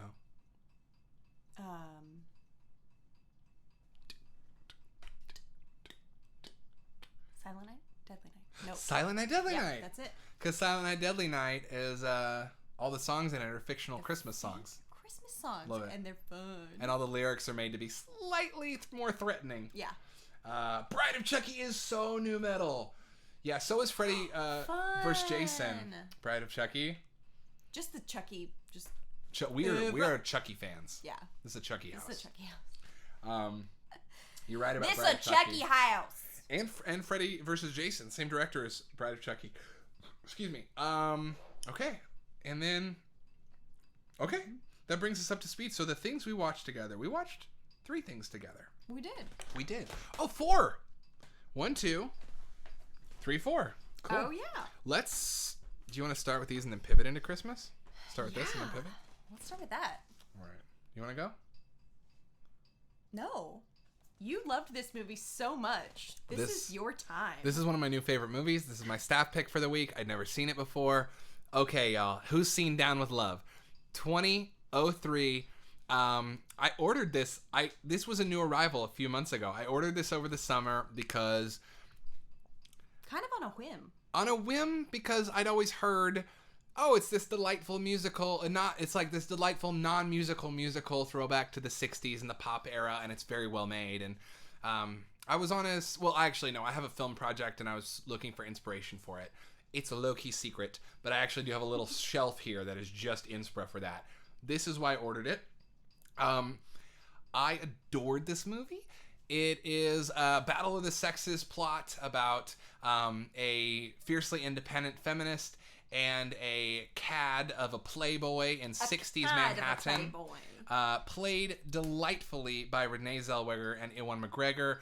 Both of them devastatingly hot in this movie. Oh, distractingly hot. Both of them distractingly hot. Also, the way that they're styled. Oh, her little bob. She's got a little bob. I mean, it's like, ugh. You know that feeling when fake eyelashes? Yes. Oh, God. Give me fake eyelashes. Ugh. You know that feeling when you see someone and they're like, so attractive that you feel physically like a knot in your stomach? It's just like the whole time watching this movie. Never not an attractive person. Also, Ewan McGregor, like, this was right after Moulin Rouge, right? It was 2 years later. There's this look. He only does it once in this movie, but there's this look that he does in Moulin Rouge that, like, destroyed me. It's like this thing. He's like smizing. He's smizing. He smizes, but also just a little turn of the lip, and you're like, oh, but it's like, and I can tell everybody. It is, and it's in Elephant Love Medley. Yeah, I know. I know what you're talking about. You know the look I'm talking about? It is arresting. It's like you know in the movie Orgasmo where they build that ray where they can shoot at people and give them an instant orgasm. It's funny. It's a good movie. It's like Ewan McGregor has that in his eyes. Oh, but it's not like a orgasmic. No, I know. It's like ping. I'm trying not to be too. It's like your heart goes, oh, that's what love feels like. I get you. Butterflies. So good. Also, just as a side note, while we're talking about Ewan McGregor, a show that I adore that I think is very underappreciated. Actually, there's a couple, and I think there might be a new one out. But Long Way Round and Long Way Down are great shows. Great shows. I just adore them. It's been a few years since I watched them, but just amazing true stories about Ewan McGregor and his best friend, like building up their bikes and planning these epic long trips on their bikes together. And it's about like adventure. I mean, it's a documentary or like a reality show, I guess, if you want to use those terms. But travelogue. What now? A travelogue, if you will. A travelogue, yes. I think that's what that's called, right? Yes. And it's about like male friendship and male love, and it's about travel and adventure and adversity, and I don't know. It's just, let's watch it. It's great. What's it called again? There are two. I think maybe they have a third one out now, but the two series I've seen are Long Way Round and Long Way Down. Sorry, I just saw a very funny comment on my lewd picture. I was getting on here to check the hours of Pizza Place. Tony G. Wiz has got your back on that. And Pathos is letting you know that it's also a pretty good Goo Goo Dolls song. Thank you, Pathos. Solid. Speaking of 90s soundtracks, final... Oh, yay, yes. Okay, good. So okay, good. Tony's got your back on this. We'll have to, maybe, eventually we can do some, like, TV picks and stuff. Yeah. We rent it out by the disc, but not the season, I'm sorry. Mm-hmm. I don't know how I never saw this. If you like musicals, now it doesn't have songs in it. Well, there's a credits song that's a fun little number, but it is the spirit of a musical. It's directed by Peyton Reed, who directed Ant-Man and Ant-Man and the Wasp. And you can really see why he was hired for Ant-Man, and then you can also kind of lament how Marvel squashed his creativity because he is on fire directing this thing. Yeah. The script is tight as a button. The script is so tight. So good. And the tails and the tops of scenes are like, boom. Yeah, they all match each other. Oh, we're in a new scene. Okay. It's wonderful. I was just whisked away. Carries you. Whisked away is perfect. Yeah. This movie whisks you through.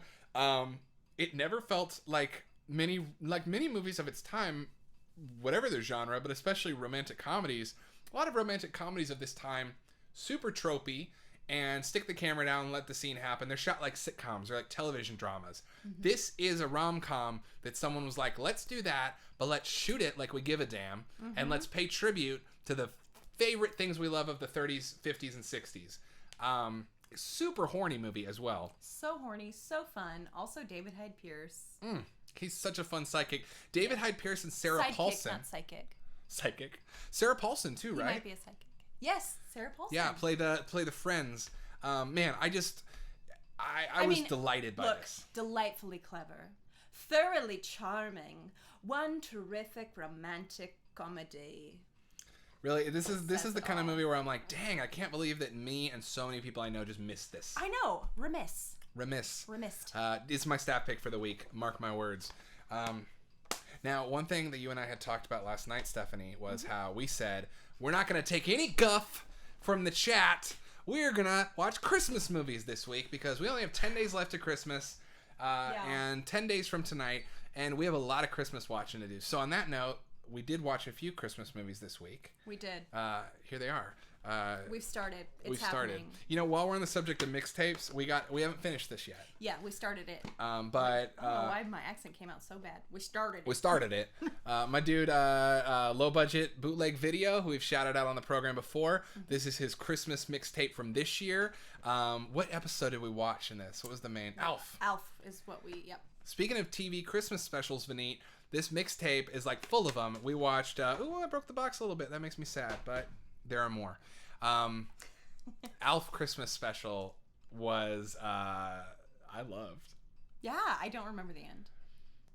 Oh really? Oh, I Ivan got Glowcat into the game of making stuff. Really? That is such a cool connection. I love that. Ugh, man. This is the magic of hanging out with people with common interests. And I said that. I said this last week on the stream, but like, really and truly, also, I was saying that I think last week you found out that, or maybe it was the week before, it doesn't matter, that the tube TV that we watch our tapes on is the same one I had in my room from high school. But there is really nothing, especially now that we have the tree up and it's like so cozy, we light the candles, just pulling that tube TV up and watching mixtapes. It's specifically awesome. Watching mixtapes is like... It feels like channel surfing the holidays. So good. Feels like being at home on your parents' couch they bought in the 80s before you moved out and they got a nicer one. Yeah. It's 1 in the morning. It's brown. It's got a weird plaid pattern. It came with pillows. Yeah. But they're little and like they're not comfortable. They're mealy. Your parents are asleep. You have to turn the volume down on the TV because they're trying to be gracious hosts, but they're grumpy if you wake them up. Mm-hmm. You're channel surfing. That's the vibe. Ugh, love it. So good. All right. Good. Well, moving on to our next. Oh, let's talk about on the opposite. Since so good, let's talk about what's not so good. This is also a bootleg. Love this packaging. Love the art that was done here. Yeah, the packaging is gorgeous, which I think you unveiled in your new arrivals last week. We did. Yes, indeed, we did. Star Wars Holiday Special. For those of you who can't read the resolution on that, Star Wars Holiday Special. Absolute piece of shit. One of the worst things I've ever watched more than once. To remedy. Pethos is gonna like call me when you are done reminding me this exists. So we decided to play a drinking game. Which we never do. We never, ever, ever do. But we were like, I mean... We bought a cheap bottle of whiskey and we played a drinking game with this. It made it somewhat bearable. But also, like, it made me mad because I was like, now I'm just getting drunk and watching something bad. And, like, neither... And the whiskey was really cheap because we're really broke. And so it was like, no aspect of this is fun. I think at one point Darth Vader came on the screen, you took a shot and you go... Drinking is dumb. And I was just like, oh god. Oh yes, okay, Mark Hamill looks so fake. Makeup just like caked on, like so much makeup. What are you shooting in 1918? You need more light in this room. So much blusher.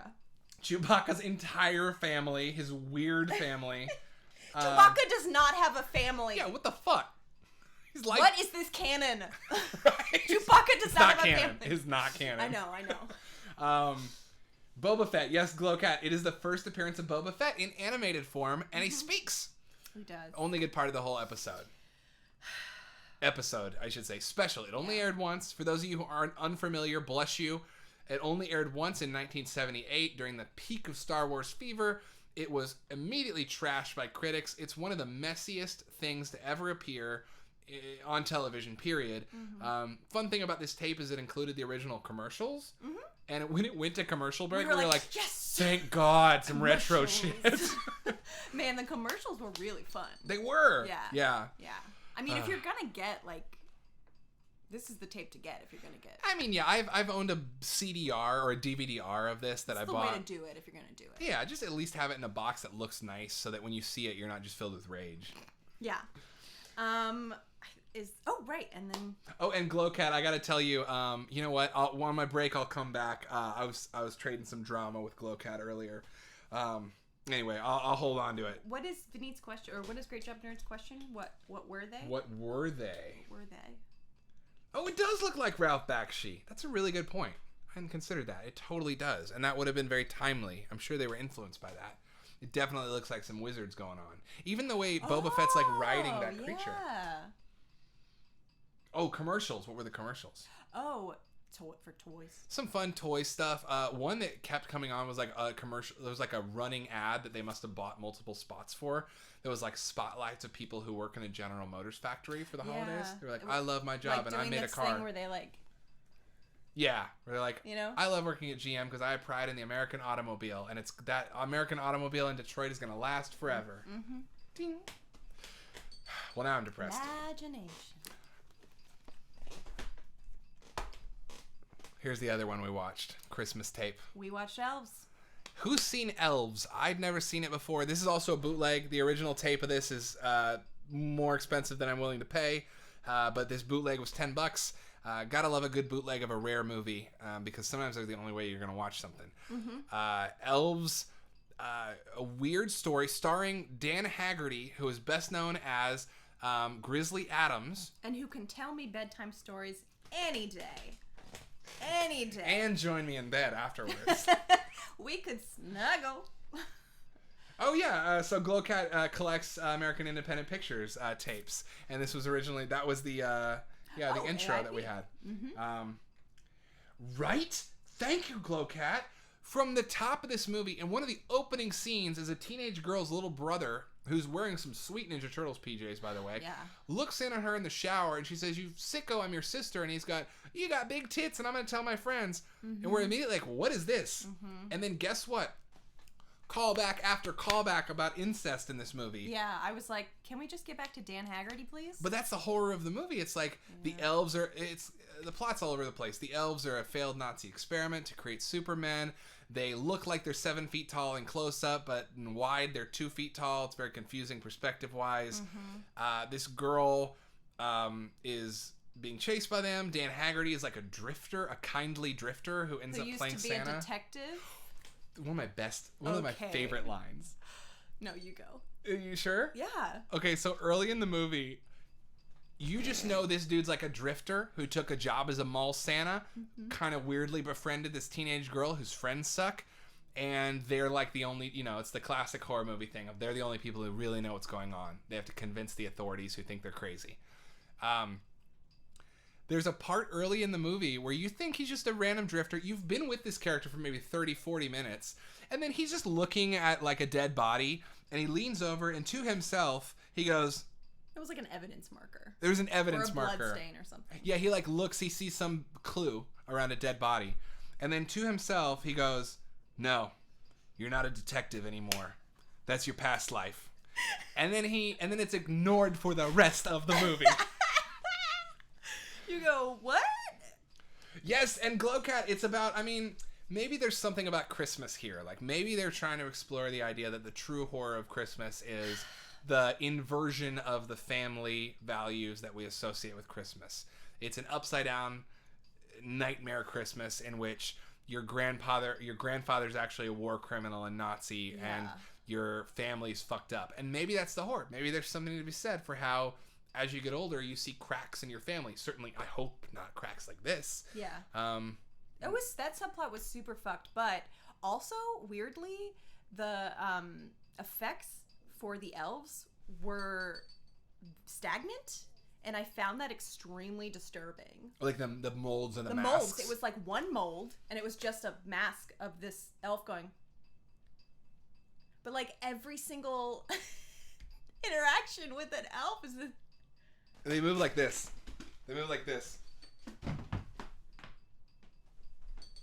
Yeah, they like lean forward and they just kind of go like that. And that doesn't sound scary, but for some reason I found it especially disturbing. I think maybe they hit that pocket in the uncanny valley for you. It is. It's always that weird uncanny valley pocket where I'm like, why is this fucking with me? I don't like this. It looks, my favorite explanation of uncanny valley, by the way, if you are unfamiliar with the term uncanny valley, it's when something looks close enough to human without being there, and it makes you feel uncomfortable. My favorite explanation of it ever is the 30 Rock explanation, which I'm going to butcher, by someone explaining it to Tracy Morgan. And they say, you know Han Solo? And he says, he wants people to think he doesn't care, but he actually does. And they're like, right. And then, you know, R2-D2. And he goes, he's adorable. And he goes, okay, but now what about Jar Jar Binks or Tom Hanks in the Polar Express? He goes, I'm scared. Get me out of here. I want to go home. Yeah, but also there's something really disturbing about their expression never changing, no matter what is happening. They're elves, dude. They only need one expression, and they only need candy. Elves equal velociraptors. The true horror of Christmas is your Nazi grandpa. Uh-huh. I think for a lot of Americans this year, that's true. Oh, man. The true horror of Christmas this year is realizing your grandparents voted for Nazi. Oh, it's true. Oh, my God. Oh, and they do stab him in the junk.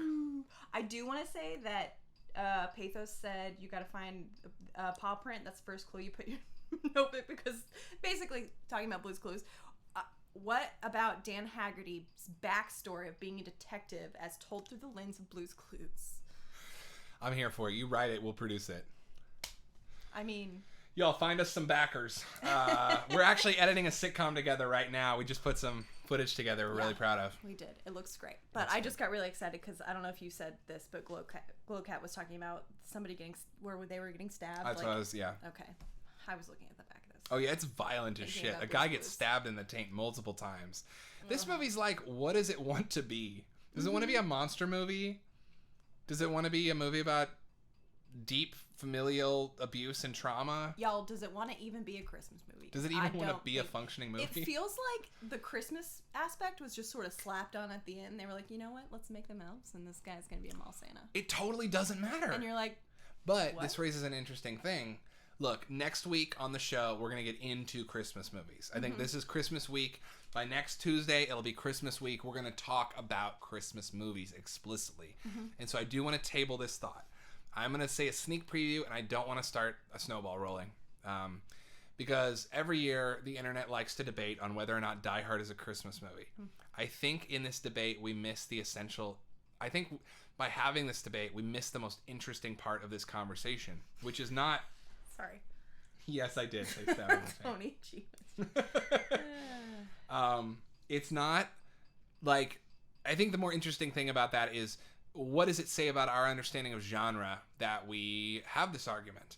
Because is a Christmas movie, like, do we define it by the rules of other genres that we've nerded out about on this program before of it has certain semantic elements like Christmas music, Christmas costumes, the appearance of Santa Claus. The colors red and green. Exactly, like Kevin McAllister's house in Home Alone, which everything is red and green in.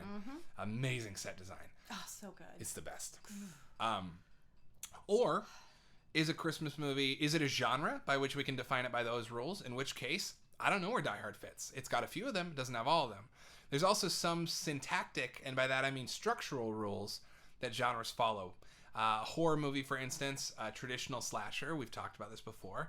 It's going to have a traditional 3-act structure that is generally a group of characters that are reduced to one who then redeems and improves themselves through violence.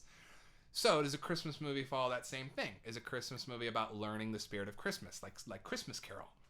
Or is a Christmas movie just something we all watch at Christmas? And if that's true, then can anything be a Christmas movie if it becomes tradition? If I decide to watch, not It's a Wonderful Life, but It Happened One Night, every year... Wait, somebody dropped in the chat last week what one of theirs was that they watch every year. Because we kind of touched on this briefly last week. That's right, What yeah. was it? I forget. I think it was Holdenwook, but... Yeah, Batman Returns, finally getting some dues as a Christmas movie. And yeah, I do tend to think that, I do tend to watch Die Hard as a Christmas movie, but my question is it a Christmas movie because it works generically as one, or is it a Christmas movie because around 10 years ago we all started deciding, oh, it takes place on Christmas, let's watch it on Christmas? I don't know. How long has it been considered that? There's a whole thing we can get into and genre. I think holiday movies are really interesting because they fuck with genre theory. because you could have a sci-fi, horror, rom-com, whatever. You can also have it be a Christmas movie by virtue of its temporal placement. Anyway, Reginald VelJohnson is a American treasure who I love forever and ever. There's a fun show on Netflix called it's like The Making of Things. Oh, yep. It's about there's a Die Hard episode. Reginald VelJohnson rules. Iron Man 3 also, yeah. Any Shane Black movie. Yeah. Ooh, excuse me. And Lethal Weapon. Another one I watch at Christmas. Another one I watch at Christmas is Long Kiss Goodnight. And Lethal Weapon, Long Kiss Goodnight, and Iron Man 3 are all written by Shane Black because Shane Black loves setting his shit on Christmas. Thematically, I think it works. Now, does it make those Christmas movies in the same sense that Christmas Carol or It's a Wonderful Life are? Maybe not generically, but maybe experientially. And if that's true, do we... it's a whole thing. I want to get into it next week. No, I feel that. I mean, Sleepless in Seattle is like a Christmas movie. Or, I usually rewatch during the Christmas season and then move into When Harry Met Sally as a New Year's movie, which... whatever. Also, by the way, y'all, I just want to say that if you remember, we were talking about a little movie called Serendipity last week, and we had a little mini side debate about whether or not it was a Christmas movie. Well, I was Googling Christmas movies last night, and there was an article in Good Housekeeping, and Serendipity was number 21 on the best Christmas movies of all time. Wow. Certainly doesn't deserve I rest that my case, Good Housekeeping. Well, that's the whole point where we're saying, like, parts of it take place on the holiday, but if that... No, I know. Like, even if 5 minutes of your show takes place on Christmas, and then enough people latch to that and watch it, does that... Anyway, what's our power over movies? I don't know. Well, that... Shane Black's one of the elves. He's spreading the joy. Hey, some Gremlins love from Glowcat. Oh, yo, I gotta find... okay, I got two things to bring back for Glowcat. Because Gremlins is... I love both Gremlins movies. Yeah. And of course, I watch Gremlins every year. Now, Gremlins is a Christmas movie, I think, more explicitly than Die Hard, because the Gremlins literally are the Christmas gift, and it is about that backfiring, and it has a whole metaphor going on. The vinyl! Good call, Vinny. I will get the vinyl. It's one of my favorite pieces of vinyl that we have. Anyway, I think there's a really interesting conversation to have there. What's your do you recommend any of these Christmas specials we watched? You mean just the Christmas ones? Anything that we watched. We generally... clearly, recommend... Gremlins 2 is an explicit New Year's... Oh, Glowcat, you just blew my mind. You're right. It's like one of my favorite movies. I was just about to say, you just had a revelation about one of your favorite movies. I did. That's amazing, dude. You're right. It's a follow-up in that way. Oh, my God, you're so right. I have a lot to think about. Wow. And he stares off directly at the sun. Hold on, I have a good bit for this. About his whole life. I have a good bit for this. Hold on, I got you. Just give me 1 sec. I have a lot to think about right now. Oh my God, it's gonna have an ad. Buffering ad. Hold on, I got a good bit. It's gonna get our stream muted for a second, but I don't care. All right. What? Gremlins 2 is a New Year's Eve movie. It was my staff pick a few weeks ago. One of my favorite movies of all time. I have a lot to think about.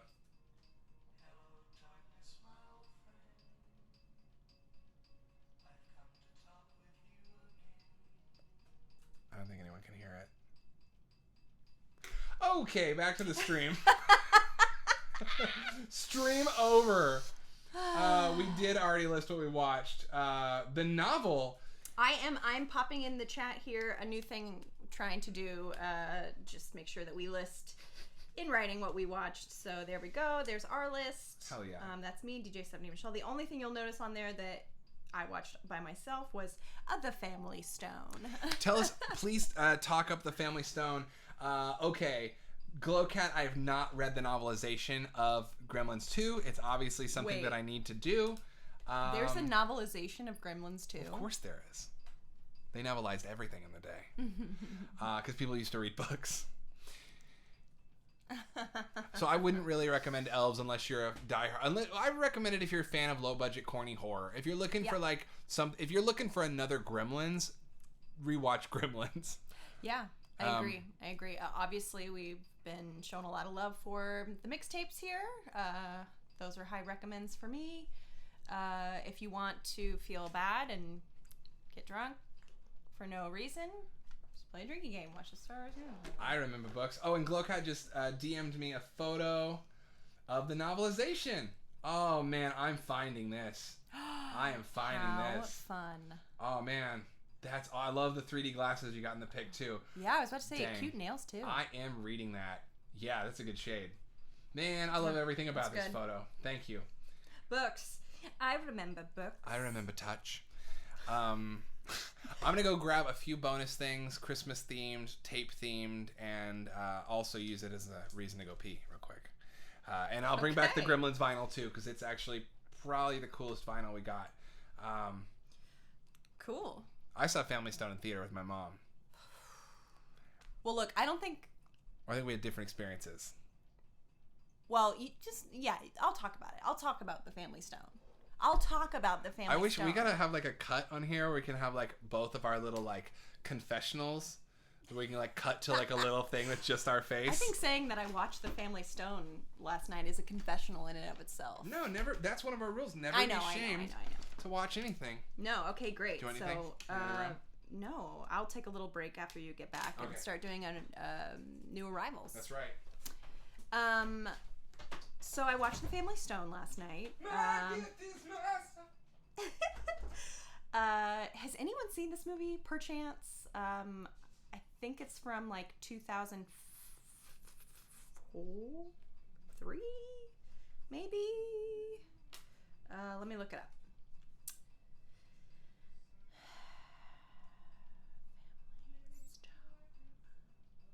The Family Stone, 2005. Okay.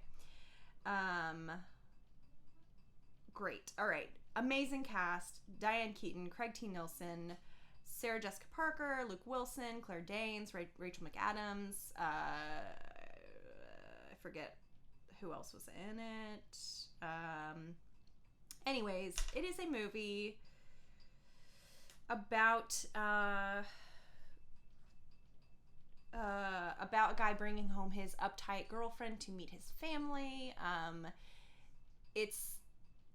It's a rom-com, it's a dramedy, it's a Christmas movie, it's a family story. I had very mixed feelings about this movie because I felt like it was two movies. Yes, Diane Keaton is great in this movie. Feels like it should have been like her movie. So it feels like there are two things going on here. It feels like a really interesting, thoughtful dramedy, like family drama, with just discussing like all these different family dynamics and sort of, sad things happening in a family around the holidays, and sort of like mounting pressure, and a really personal story about a mother going through something really difficult and trying to be strong for her children and her husband, and just like really lovely. And then just sort of felt like slapped on top was this weird sort of slapsticky, like almost like vaudevillian sibling swap story that kind of felt like maybe somebody wrote this script and it got bought by a studio, and the studio said, you know what, we need like something a little punchier, a little more like salacious. And so basically the subplot of this movie, which feels like such an afterthought, also really bothers me that the movie takes place over the course of approximately 72 hours, and all of this happens within 3 days, give or take. But the two brothers and the guy bringing home his girlfriend, she invites her sister And this guy's brother, they all swap. They swap. They end up liking each other, and they end up liking each other. And over the course of about 3 days, somehow they magically all swippity swap and fall in love. And it just felt like really callous and really weird and off-putting and out of place with the rest of the movie. Now maybe I'm totally off base here. I don't know. I don't know if like it was a studio thing or whatever. It's just such a well-known cast that I just wonder what was going on in the writer's room or with the production, with the studio maybe saying like, add something a little wilder. But it really felt like it should have just been this really personal story about this mom at the holidays, and Diane Keaton totally crushes it. A lot of great performances. I don't know if y'all can hear Adam yelling at the cat out there. Sounds like he's still in a mood. But yeah, I don't know why I got really emotional at the end of this movie, but I think that there is something very specific, like a very specific button that gets pushed with me when there is, whether or not it's, you know, big studio or indie or honestly a good movie or a bad movie. If there is a story being told about a parent or a parental figure like being kind of strong and masking to take care of people who are being selfish and not even really like addressing that plight or noticing that plight, like particularly if it's selfless parents being like cast aside by selfish grown children. That sounds so specific, but for some reason that specific plot point always makes me bawl. I don't know why. It's a pressure point for me. I don't know why. Let's ask my therapist. Oops, I don't have one because they can't afford a therapist because I don't have health insurance. America. Merry Christmas. Okay, yes, seems uncomfortable. Thank you, Glowcat. And Coach and Diane Keaton swap. No, Coach. First of all, love Coach. No, Luke Wilson falls for SJP, Sarah Jessica Parker, for those who aren't in the know. And what's that actor's name? What's the other actor's name? I forget. The other guy who was dating SJP falls for Claire Danes' character, who's Sarah Jessica Parker's sister. And the two guys are brothers. Oh my god! Everyone, we have a mouse. A Christmas mouse! Oh, and all was quiet. Except for I don't want to tilt it because then he'll fall out if I tilt it. He's scared. I want to let him outside. There's a mouse.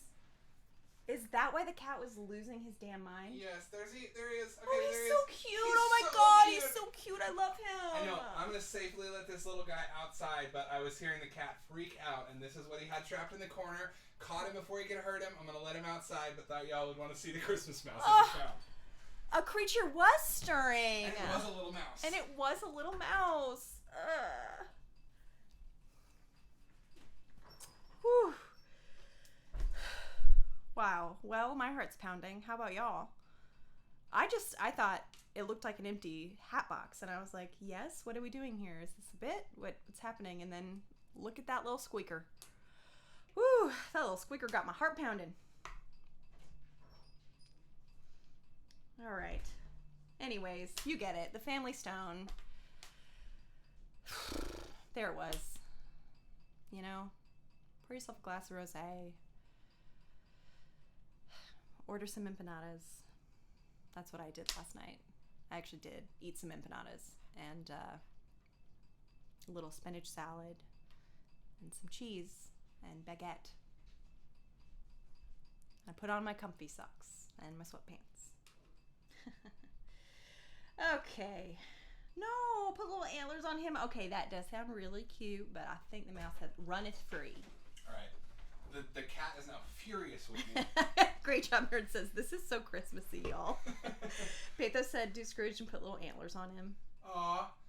This is my little Gizmo Christmas figure that I got some years back, and he is always hiding somewhere in the house. Oh, he's hanging out by the Advent calendar. Yeah, I just thought that Glowcat might like him, because I, too, am a giant Gremlins fan. The stapler! Oh, wow. Man, I loved him. He was cute. I'm glad that I saved his life. Yeah. The cat had him pinned down under my rollerblades. And I went out there and I was hearing this crazy arrhythmic squeaking.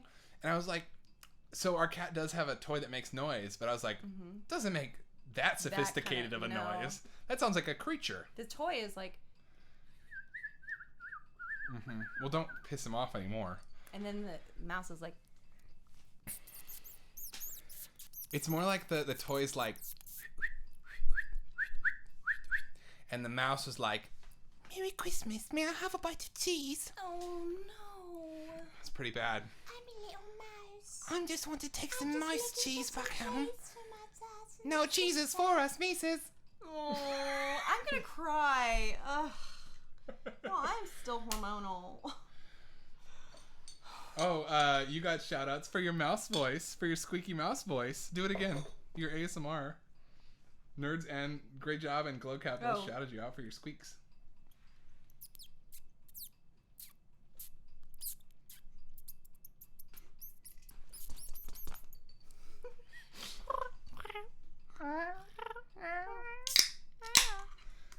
We're available for bookings.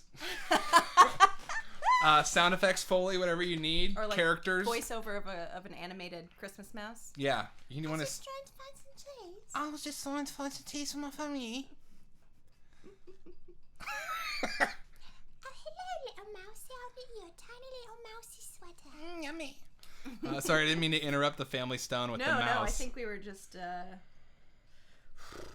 wrapping it up. I was just talking about the off-putting B plot that really took away from Diane Keaton's beautiful I remember that story, and I thought maybe it was like a studio choice to say, like, let's punch up this script with something wacky. And there it is. It's been a while go. for me. But it did emotionally hit you. Oh yeah, I don't worry, I did a way too deep of a dive on the Family Stone. But no, there's never... Again, you can't overanalyze even the Family Stone. And I would venture to argue, upon our subject of what makes a Christmas movie or not, now I know the Family Stone takes place at Christmas to a certain extent, but maybe... Well, it does, explicitly. Oh, I thought maybe just the end of it did. No, it's the 3 days before Christmas going into Christmas Day. Well, then never mind. Then it definitely checks the boxes. I was just going to say, maybe even things that make you cry and feel comforted can be Christmas movies. Mm-hmm. Things that swell positive emotions and help you feel cathartic before the new year. Yeah. I don't know, man. The poster for this movie is crude. Sounds like it's the sounds of Christmas Eve over here. For the Family Stone? Oh yeah, it is. Oh, it's like... It's this? Oh, is it? Yeah, well, the one I remember is like somebody flicking off the camera. Oh, with their it's ring the ring finger? finger. Classic. Come on. Yeah. Put me in, coach. I'm ready to play today. Put me in a writer's room, an audition table. I can do better than that. She can. Y'all, we're coming up on when we said we were going to end the show by.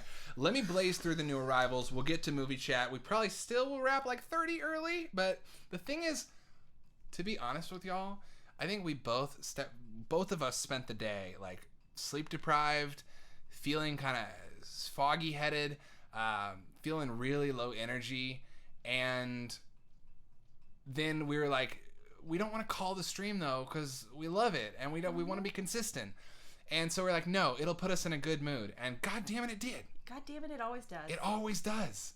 Like, I feel way more awake and happy, and Me Steph, too. you were even like, we're not going to end early, we're going to get into it and go for 3 hours. I was like, we always get into it. We'll try for our own sleep needs to maybe end a little early. And pizza ordering deadline. Pizza ordering deadline, because y'all, these Christmas movies and large cheese pizzas just for me aren't going to watch themselves. Go Yo. easy on the Pepsi. That was good. That was good. God damn it, stream! Stop making the happies. David. We're both trying our Moira Rose. That was pretty good. Yeah. Alexis. That's really good. It's the sus. That's how you say it with a U and 3 Yeah. S's. David. I always make her kind of transatlantic, but Me it's too. different than that. Me too. We both give her too much of an accent. I always do Eleonora. Yeah. Yeah. Which is an original character. Well, not an original character you wrote, but an original character you No, written by Ryan Turbone. developed. Written by Ryan Darbone. Fuller. Yeah. Freaking Fuller. Cool. Well, if you want to take your break, I'll run through the new arrivals, and then we'll jump into the game and any more Memphis Belle talk that y'all are feeling. So I'll just go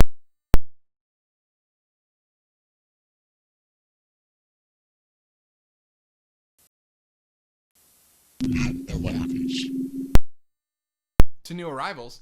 Cool, y'all. Okay, new arrivals is the second portion of our show. I'm gonna go quick tonight. New arrivals is the part of the show where we talk about what we got in the mail, because we are actually building. Look, my dream here would be that we keep this stream going week after week, and we eventually get to Fuller is Kieran Culkin. You're right, it is. I never thought, oh my God, you're right. I love Kieran. What I would like to do eventually is keep this stream going week after week, and go on a journey together, because we continually are trying to collect and archive things.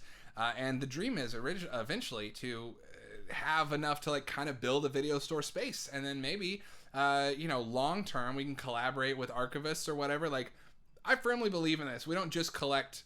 We collect because things are fun to collect, but we also are like trying to archive something to share here. So, excuse me. With that in mind, we'll always have new stuff. I'm going to go ahead and start off with something that came in the mail today. Y'all know I'm a Shout Factory fan. This came in the mail today from Shout Factory. Now, I'm kind of mad at myself. This is a brand new release of Spirited Away on Blu-ray. It's an upgrade for me. The last time I bought a copy of Spirited Away was in 2003, the year it came out on DVD, and I was in high school. I bought it. The reason I'm mad at myself, it's a gorgeous steelbook, and I'm not normally a steelbook guy. Normally I take them or leave them. Very gorgeous painted metallic red here. The reason I'm mad at myself is because I know that now that I have this one, I'm going to have to go get all the others in the series. And I wish I hadn't broken the dam, but here we are. Spirited Away. Great movie. Step away from the edge of the rabbit hole. That's right, never. Best Christmas special ever made. Did someone say that? This finally came. Now, I have this a DVD copy that I have worn out and watched a million times. And this is on Netflix. And next week we'll do more explicit Christmas recommendations. This is going to definitely be something I recommend to everyone. I firmly believe this is the best Christmas special out. It's the best. It's the best. It's absurd, beautiful, wonderful. Anyway, in the spirit of what you were saying of watching things on a tube TV in front of the tree, I found this was $5 on eBay. I felt very lucky to find it for a cheap price, and I searched it on a whim and was like, yep, we're watching that this year. The best. Oh, the inside art? Sure. Did you grab Spirited Away? Yeah. Thank you so much. We got a little assembly line tonight. So, Vineet, there actually is some art that is a little harder to see, that is like textured monochrome red art. You see that? It's kind of hiding back there behind the discs. A little harder to see. And then the art that I think you were seeing was this booklet. One thing I'm excited about with this booklet is that it does include a director's statement. And I just guess that Miyazaki has been generous with his opinions in the past, but sometimes when a movie takes on such a mythical meaning, it feels special to kind of get that insight. Like, you don't expect the director to tell you anything, you know? Have you seen this? You haven't? No. We're going to watch this. Yeah. You're going to really like it. I know. Cool. I also got this. Now, y'all, speaking of streaming and the holidays, I've mentioned on this show before, on UltraLoop, I have tried out some retro streams. Glowcat was there for the first one with Castlevania a week or two ago. I'm coming back. I just got to figure out what works best scheduling because we have a really active channel here with a lot of folks on it. But I am going to retro stream this. This is a game called Days Before Christmas. It is an Australian side-scrolling platformer for the Genesis. It is a D-A-Z-E. D-A-Z-E, that's right. It's a play on.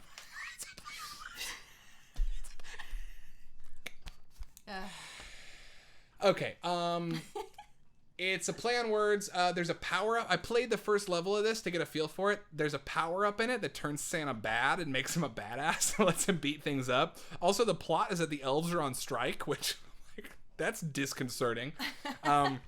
But this is a reproduction cart. It was only ever made in Australia, and this is a reproduction. So there's a seller on Instagram named Toysaurus Games, who finds games that were never released in the States and makes nice versions of them. So there's the box, and here's the cartridge, which I just love. It's hard to see that detail on there, but it is. It is. Looking like snow. Yeah, it's frosted. Frosted cart. There, you can kind of see it a little better on the back. Against This the... like this plastic with this sort of speckly. It is reminding me of something very specific from childhood that I cannot put my finger on. I mean, I think it's literally spray on snow. Is it that? Did your parents ever get that for the tree? No, it's like a toy or gummy jewelry or something. I can see it. I also am coming up short here. Maybe, I don't know. But yeah, it's all up in there. It's actually kind of flaking off on the inside here, but it looks really nice and it plays nice. Yeah. And we're gonna do a stream. So again, plug for the channel. Subscribe to UltraLoop. You're gonna get all that. And while we're talking about the channel, tomorrow night we have Aliens for Humans, which is Joseph and Penny Stallman with their kids do an awesome Among Us stream. And then I know Alon has been streaming Cyberpunk 2077 as well, if you're interested in that. Word. Lychee. Lychee? Maybe that is what it is reminding me of. The clear drink in the glass bottle with the little white beads. Was that? I thought that was called Orbits or something. Well, I think that's a type of lychee, because lychee fruit is what they would put. Oh my goodness. The beads were lychee fruit, Oh my goodness. right? I had no idea. Lychee soda. I think that's it. Vanite. Orbits, yes. Glowcat's seconding Orbits. Well, there you go. Learn something new every time. Look at this lychee street. Yeah, there it is, bubbling on up. Well, wouldn't you look at that? Wow. Look Game at is dope. Yeah, it looks cool. Oh yeah, thanks for watching that stream. Thanks for watching on the channel. Great job, nerds. Yeah, we also you were there for the Game Awards. Last Thursday was the Game Awards, and I joined that. Even though I gotta confess, y'all, I'm a retro gamer to the bone. I am playing Crash Bandicoot 4 on PS4, and I like a few new games, but I do not have anywhere near the knowledge or experience that a lot of people on this channel do. That's honestly why I really like this UltraLoop project, is because we each have our own passions, and I think we each get the space to explore them. And that means that if you're watching, you can pick what speaks to you the most. Yeah. Cool. I was like, and I have nothing more to add. And then the one that came in the mail that I lost my mind over, y'all, was this Tremors. Look at this. Oof. This is the new Arrow limited edition release of Tremors. I grew up watching this movie. Mad shout outs to my mom, who encouraged me to rent this as a PG-13 horror movie when I was a kid, and I rented it a lot. I think I was telling Steph, I think the two movies I rented the most as a kid on tape were Tremors and Now and Then. Tremors is, I mean, if you've seen it, you know that it rules, and if you haven't, you should watch it, and then you'll find that it rules. Yeah. I love Arrow's thick, big boy, limited edition sets like this. I love this black case with the reversible art. I think this might be the first black Blu-ray case in the house. And it's reversible with the art that's on this. I tend to, with my Arrow sets, reverse to the original art on the case. It also came with, of course, a booklet on production notes, photos, some essays on the movie, some bonus stuff there to read. We love a booklet. We love a booklet. That's where books are. It came with this little mini fold-out poster, which is the anatomy of a graboid, the monsters. So fun. Anus is on there. I think that's the first thing we both pointed to. Yeah, I went anus. Anus. And on the flip side, you get a little City of Perfection sign, population 14. Gotta love it. Grey Chapter wants to know, is the cover textured relief style? I feel like it's not, but also there's It is. a little bit. It's so subtle. It's not embossed, but the this is matte and the text is gloss. Does that count as relief? I guess it does. I think so. They put effort into it. There you go. And this just came out, y'all. Like, they also have this in a 4K version. I might catch heat for this, but we don't have a 4K TV, and I don't really care about 4K stuff. Like, to me, Blu-ray looks great, DVD looks fine, VHS looks cozy, and 4K looks a little robotic to me. I'm sure that'll change as time goes by. Like, I've said this before, there's certain things I would love to see in 4K. Speed Racer. Anything that's really digital. This is a movie shot on 35mm film from the mid-90s. I don't need to see it on 4K. I am going to be just fine with this. But the reason I say that is both options are out. They're both available. I think this is $30 new. And these Arrow Limiteds sell out quick. And then they become absurd amounts of money. And then you're mad you didn't buy them. So heads up if you like this movie. Yeah, we also threw it on just to see. We watched a few little bits here and there because we've both seen the movie, but just wanted to see, and the transfer is really beautiful. It looks great. Agreed. It looks bigger. It's 16:9, but it looked bigger because of the rich tones of the background. And, of course, a little poster action. And then this is actually the coolest part of this set. Shout out Arrow. The coolest thing in this is the little bonus stuff that comes in here that's like being all sneaky. You got a bunch of lobby cards here. Different, lobby card style production photos. Fun. But then it also comes with a coupon to Walter Cheng's Market. 50% off, coldest beer in town, Walter Cheng's Market, and then the fine print. Offer applies only to persons legally residing no more than 1 mile from Walter Cheng's Market on the 10th purchase in the same calendar month. Minimum purchase $50. Offer cannot be redeemed against video rental hardware, groceries, or alcoholic beverages. And if you've seen the movie, you know that's because Walter Cheng is a businessman.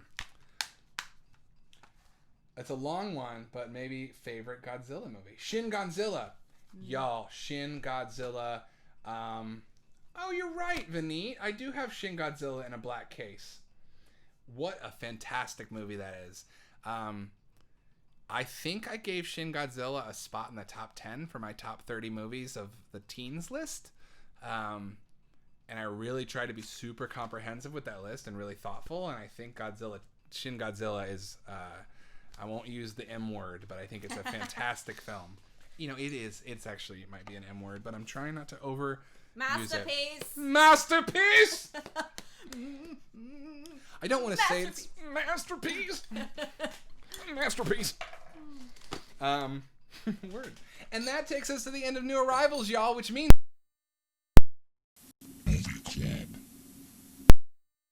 or Movie Club. None of this is scripted. We just haven't seen anyone else in person for a year. And so we can do things like this. And not leave each other hanging. Death Star. Death Star. There it goes. Flawless victory. It's a maybe. It is a masterpiece. Biollante is actually, I think, my favorite of the original era. So I love that anyone is shouting out Godzilla vs. Biollante on this thread. And yeah, I agree. It's a masterpiece. I've been given a hard time for overusing that word, to which I respond, well, then maybe people should stop making so many masterpieces. And so be it. So be it. So be energy drink it. All right. That was a lot of talking on my half, which happens on this show. We're in Movie Club now. We are. We're talking about the game. We're talking about the game. The game. Well, the game. The game. I'm going to go ahead and get this poster art up on the screen. Oh, yeah. I know that a couple people already dropped in the chat that they did watch the game. Just give us a what's up if you watch the game. Yeah, let us know if you were able to watch the game this week. Oh my goodness, I'm doing this with my terrible eyesight, but we made it work. Boom. I said boom. Okay. I said boom. I said boom. Let me go ahead and... the game. The game. So Glowcat says I did not, but I've seen it recently, so I felt like I didn't need to. Okay, watch out, Wedge. Watched the game. Pathos, it's all about the game. How you play, it's all about control, and if you can take it. Oh yeah, Liz Blizz, homie.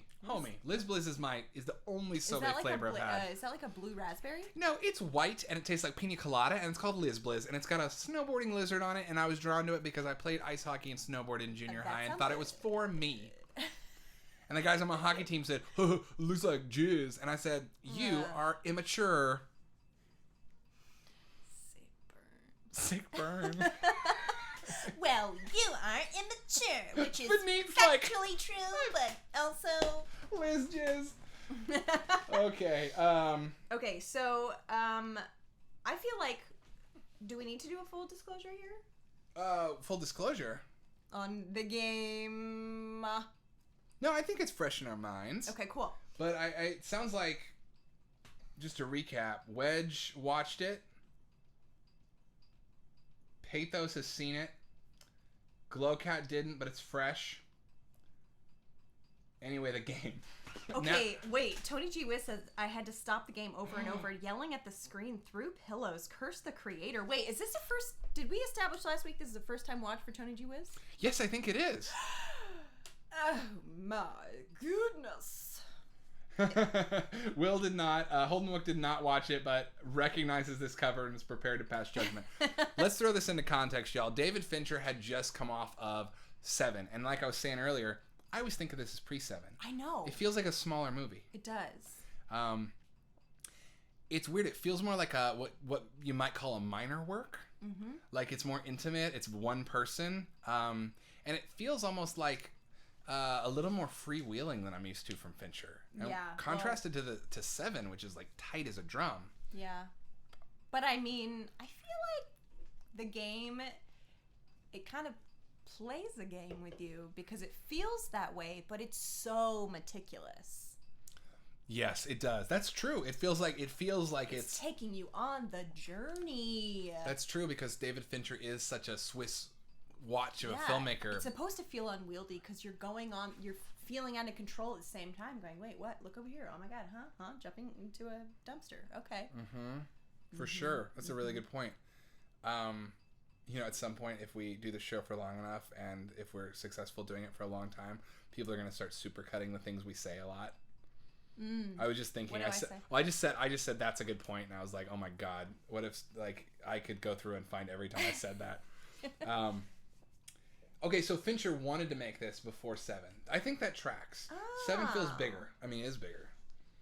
Okay, great. All right. Yes, and my heart pumped into overdrive. I'm so effing stoked. I don't know if y'all remember last week. I got so pumped when we decided the game was Movie Club movie. I love the game. You also got pumped when we Googled it because we were like, can we justify it for Christmas? And found out that, yes, David Fincher refers to it as his postmodern Christmas Carol. Yes, I did lose my mind. I also tried to think about what characters in the game would be the ghosts visiting Scrooge or like addressing the things. You have notes, don't you? I took some notes because I sat down and I actually thought about this because I was like, I've seen the game so many times. If we want to see it as a postmodern Christmas Carol, how can we like deconstruct the game through that lens? And I was like, I'm taking notes. Dang. Okay, I want to like give you the talking stick and attend this lecture. I'm going to rattle off my 2 quick top of the dome thoughts on the game real quick. 1. Okay, also we have some stuff in the chat. Oh, okay. Problem with the ending, locked my doors, closed the curtains and hid, made me paranoid. End scene alleviated that. Right, Wedge? Okay. Okay. My 2 thoughts, and the reason I'm cutting you off is because I know it's not going to take long. 1 is a thought, 1 is a story. The first thought is this movie is all, in addition to being about Christmas, it seems, I see this movie as very much about filmmaking. Like the crafty table, all the cast. Like, I don't want to spoil it because, but if you do know the ending, like this movie very much feels like a village and a story. It's very much about filmmaking and the control necessary for it. It is. And by the way, if you're going to explore that territory, if we're going to go deep, we might need to tell you spoiler warning territory from here on out. Yeah, I feel like we should just say, if you haven't seen the game... This plays What into are my you next. doing? No, I'm this just plays kidding. into my brief story, which is when I first saw the game, I used to go to a video store in Iowa City, Iowa, all the time called Mr. Movies, and I asked the clerks knew me, and I don't know, I was like 15, and I used to do movie night with my parents. They'd let me pick sometimes, most of the time, and then I asked the clerk for a recommendation, and this is something I never want to do as a clerk, even though he was very kind to me as a annoying teenage kid. He walks me over. He's like, have you seen this movie, The Game? It's awesome. It's from the guy who did Seven. And it's about this guy who blah, blah, blah, blah, blah. And then in the end, you find out that this, and it's rad. And just like, as his description of the movie told me how it ended. And this movie is very twisty. And I was so mad when I actually watched it. Because I'm still mad because I never got the experience of having my mind blown by this movie's ending. I'm so sad for you. Yeah, Glowcat's right. It's really hard to talk about this without spoiling it. Anyway, that's my story. Yeah. Wedge, thank you for your outrage. I appreciate the posthumous outrage on that. Yeah, that's absurd. I have feelings. Wedge was like mind blown. Yeah, and I was like watching it with my parents and didn't want to tell them, and then I saw their minds get blown, and I was like, yep. Yeah. There was. Anyway, I am so all ears. I peeked at your notes just now, and I'm like, y'all, teach us about the game. P.S. If you're a collector, the game is out on Criterion, but if you have a region-free player, Arrow also just put out one of those thick boy sets of the game. Yeah, I know. I might order it in advance from their British website just in case, because it might go out of print. That's exciting. I know, it is exciting. That's very exciting. It's very exciting. Well, I was going to say, just quickly before we kind of get into A Christmas Carol, dissection or whatever, if you will, please continue to drop your thoughts in the chat. Also, you saying it's a movie about Hollywood, I totally agree with you. I'm going to move this because my reusable straw is really tinkling against my topo. I think the two biggest movies about filmmaking in the 90s that aren't explicitly about, because a lot's about filmmaking in the 90s, as we've talked about, self-referential, seeing the art, seeing the artifice, and you got things like The Player that are explicitly about Hollywood and the business, but The Game and Jurassic Park are two movies that are about making movies that are secretly about making movies. Yeah, and the thing that's interesting is that he's put in all of these wild, absurdly unrealistic Hollywood scenarios, essentially places where any other like hero of a movie would be doing like stunt work, and it's just a guy reacting like a guy would react, being put in these insane scenarios. He's like, well, I'm gonna fall into this dumpster, or like, oh, I twisted my ankle, like, you know what I mean, like freaking out. I'm gonna run from this gunfire. Yeah, exactly, totally. Okay, great. So, do y'all want to talk about this? I'm curious to know what y'all's thoughts are. But I'll keep an eye on the chat for you. Okay. So, I was trying to think about, in A Christmas Carol, there are 4 ghosts. A lot of people think about 3, but Marley comes first. There's 5 then, right? So wait, who would be the 5th? Oh, Marley is one person. I'm thinking of Muppet Christmas Carol. I'm like, Marley's 2 characters. We're Marley and Marley. Okay. We're Marley and Marley. Oh, we're Marley and Marley. Oh, time to sing a kid's song about going to hell. Okay, so you've got Marley, then you've got the ghost of Christmas past, the ghost of Christmas present, and the ghost of Christmas yet to come. Oh my God! So his brother is Marley. We're Marley and Marley. Ooh. Okay. We're Sean Penn and Chris Penn. So I was thinking, actually, my first thought was, oh, okay, yeah, Sean Penn could be seen as Marley, but then I thought, is it Daniel Shore? Who's Daniel Shore? Daniel Shore is the newscaster who breaks, which is such a scary scene. Always scared the shit out of me. So Daniel Shore in the movie, he says he's playing himself as a news anchor, and he's talking about how like millions of Americans will lose their job or worried they'll lose their job within the next 5 to 7 years because of the economy, blah, blah, blah. And he goes, well, but you don't care about that, do you? You're a bloated millionaire fat cat. What? And it's when he's alone at home. Mm-hmm. That's the moment. Mm-hmm. Oh, shit. And I was like, is that Marley? Because Marley is like the scary person who's basically pointing out, like, yo, you're a capitalist piece of shit. Yeah, you're going to be damned and for you're this. going to be damned for it. And that's really, like, it is a satire. The game is a satire of modern capitalism. I don't think it's a satire. Okay, we had this discussion about the word satire last week. Maybe you just need... That's it. Let's put that on a shelf. Okay. Let's put a pin in the word satire. Sorry. And we can do a deep deconstruction of the word satire and what is applicable. A satire is just when you pretend to be something in order to make fun of it. So a satire would be if the movie was pretending to endorse all of its capitalism, but I think it's just commentary on it. So a satire would be like Starship Troopers as a satire because it pretends that it's this fascist action movie, but it's secretly mocking how dumb it is. Satire is just a really misused word, and so I'm just bristling and being that guy. No. That's fair. Like I said, we can delve into. No, I think that's it. That's what it's so basically the whole thing centers around a giant corporation and billionaires spending a whole bunch of money to teach themselves that being a billionaire is bad. So, anyways, it's just like I get what you're saying. Yeah. Okay. Well, then maybe. Sorry, I'm not trying to throw you off. No. It's okay. So, anyways, I was thinking. Maybe Daniel Shore is the Marley character. I mean, really, like, Sean Penn is the one saying, wink, wink, here's this gift I gave you. Go do this thing, which I think Fincher... No, in the movie, I think they describe it as, like, a book club or something. Like an interactive book club. I don't remember exactly. Oh, the game itself? Yeah. By the way, I think I'm still sitting here with my mind blown. And by the way, Tony G was said mind blown, and Glowcat said, "Whoa."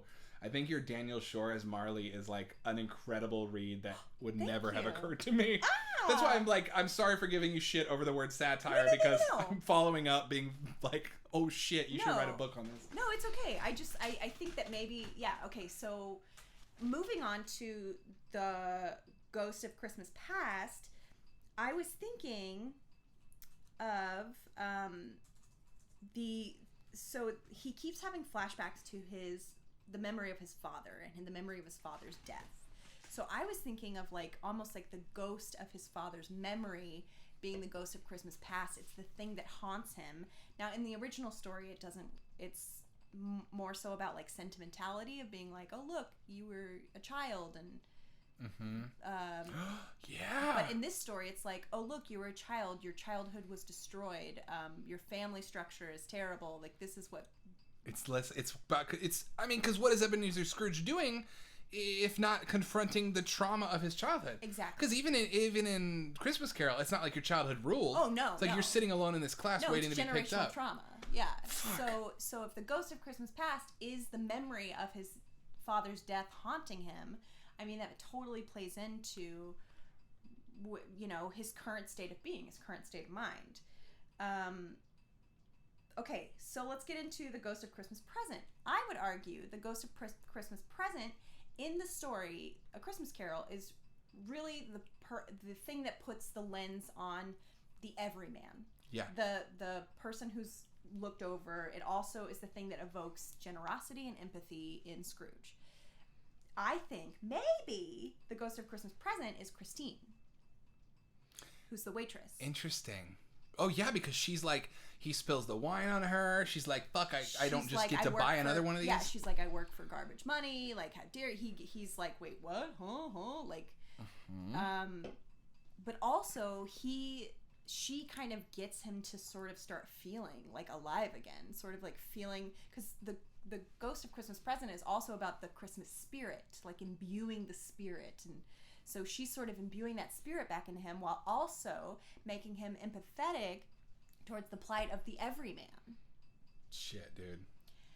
Yeah, the waitress. The waitress, yeah. Sorry, I'm just coming up with chat over here. No, so I would argue that the Ghost of Christmas Yet to Come is kind of a twofold person/event, which is the end of the film, which is the fake death of his brother. You're right! I've not, just for the record, y'all, like, we watched this movie at separate times and have talked about it not at all, and I just want you to know I'm not faking these reactions. Like, this shit's good, dude. Thank you. You're right. So at the end, he literally sees his future in front of his eyes, played out. Death, which is the cycle. The cycle of death. He literally sees it. He also jumps off a building. It's a whole thing. And so I would argue that is the ghost of Christmas yet to come. And that's how he wakes up from the dream. And that's how he wakes up from the dream, i.e. that's how they lift up the giant thing at the end of the movie and go, surprise, it was all fake, it's a party, and he's like, whoa, what the fuck? Thus fulfilling the whole arc of the story, which is a capitalist Scrooge-like figure learning the meaning of life and a sense of having a soul after encountering a series of harrowing events and life-changing encounters. And the party, okay, A+ work, my friend. This is so good. Thank you. Holy shit. Also, the ending is the Christmas party at the end. Yeah, exactly. What day is it? It's your It's fucking your birthday! Your 48th birthday, which is the year that his father took his own life. Hey, what day is it? Which was the thing, the spirit of Christmas past that was haunting him his whole life. Dude, so it's what day is it, little boy? It's your birthday. Let's have a party. Go get me the biggest goose. Let's eat. Amazing. Exactly. Wow. I'm so, like, y'all know, we both love talking movies and analyzing, but, like, dang, you took the prompt of Christmas Carol framing and, Dude, like, it got my figured heart it out. Pounding. You I was figured it so out. excited. Isn't it so fun when you start to see a theory come together? Yeah, it was really fun. Also because, like, full disclosure, I Googled to see if, like, Fincher had actually put out anything other than saying it was a postmodern Christmas Carol, and I was like, I can't find anything, like, any kind of written deconstruction of this. So then I just was like, well, then fuck it, I'm gonna write my own. And then I was like, okay, let's look at the actual story. So I started there. I started with Christmas Carol, and I wrote out who are the ghosts, what are their purpose within that story structure, and then I was like, how do we map this onto the game? And it just started unfolding, and I was like, oh, okay, that makes sense. Damn, dude. You got Tony G. Wiz saying they're doing the pee-pee dance because they're double mind blown. Dude. Hey, Death Star. There it is. They blew it up. Man. Okay, well, I don't really have anything to add to that. That's an incredible breakdown of that movie. I mean, all I was going to say to the point is that, like, I think my filmmaking read is, like, a much lighter read because it's literally about, like, a village of people conspiring to tell a story. And then in the end, you see them in their craft services room, and you see the gaffers eating lunch with the actors, eating lunch with the special effects crew. Yeah. I feel like that's right there on the surface for you to take. I have nothing to add except I really want to watch it again now, and then again with commentary. Because David Fincher's pretty generous commentary. I'm very curious to listen to the commentary and see if any of that in any way, shape, or form aligns with my thoughts. Well, you never know. Like, his commentaries are weirdly casual. Like, one of the best moments is in Gone Girl. There's a moment where Neil Patrick Harris parks the car right in the middle of the frame, and David Fincher goes, yeah, a lot of people give me a hard time for doing so many takes, but I just want to let you know, Neil parked the car perfectly in the middle of the frame, and this is take 2. So if you're mad at me for doing a lot of takes, you can fuck off. He's a great commentator. Michael Douglas was amazing. This is probably my first real exposure to Michael Douglas, too, in my life. Michael Douglas in this movie, I mean, wow. But Glowcat's saying, wonder what would happen if Kyle MacLachlan would have stayed connected to that role, which I didn't know he was. Me neither. That's really interesting. That is interesting. I think it would have made the movie totally different. And, you know, like, speaking of Memphis Belle, we saw our homie Eric Stoltz in that. And we were like, man, seeing him as a young man, it's so weird thinking about Back to the Future. I know. And this is, I just want to make a side point as someone who loves movies and has made, as we've, you know, as people who have been on both sides of the camera, I feel like I want to rant to the world that, like, the director is not the person who makes every choice, and that your, like, actors are telling the movie as well. And that you can just change the entire fabric of something with any one piece out of alignment. I agree. I think Michael Douglas is so spot on. I mean, this was coming like right after Fatal Attraction and like one other one where he's Basic Instinct. Basic Instinct. Is that early 90s Basic Instinct? And no? I'm talking about him. The roles he played. Oh, he's the main and he's the lead in Basic Instinct. And Fatal Attraction. Yeah. No, he was in like a lot of erotic thrillers. My before wires this. just got crossed. No, yeah, he's just like in a few erotic movies, and he played a slime ball in Wall Street. That's what I was thinking of. Yeah. Yeah. Mm-hmm. But this is a good meta commentary, postmodern examination of the Wall Street character. Mm-hmm. What if that guy was Scrooge? Yeah. What if what if Gordon Gekko was Scrooge? Thinking. Gordon Gekko, yeah, that's what I was thinking. Jesus. Blah. Man. Wow. Yeah. Well, now I'm just excited and want to watch it again. Yeah, me too. If you have any other thoughts on the game, please drop them in the chat. They tried to use this to break into Hollywood, and it worked. The screenwriters, huh? The screenwriters broke into... see, we don't... This is an area in which I need to give more focus. In just now, talking about how actors help direct the movie. I mean, 1997, yeah. But I'm just saying, I so often say that and then think, like, neglect to think about the screenwriters. So, interesting. The screenwriters also wrote The Others with Nicole Kidman. Also a very twisty ending that is very disturbing. Mm-hmm. The end of that movie really scared me, y'all. Wait, The Others, no, I won't spoil it, but... No, they didn't do The Others with Nicole Kidman. They did The Others, a TV show from a year before that. Oh. They also wrote T3, Rise of the Machines, and The Net. Oh, The Net. And Catwoman, and Mind Warp, which is 1992. And Mind Warp is one of our tech... bendy mind body horror movies that we're gonna watch for the we're working on. That is so cool. It was written in 1991. That really tracks. I feel like that really tracks. I enjoyed T3 as well, but I will say that it's been a long time and I was kind of bummed out. Well, I forgot the ending to T3. I do remember the moment where the Terminatrix, as she's called, grows her boobs, and I remember being like, "That's unfortunate." I don't remember that. She wants to take advantage of some guy, and so she's like, "Terminator powers activate," and her chest goes, "Whoop." Oh boy.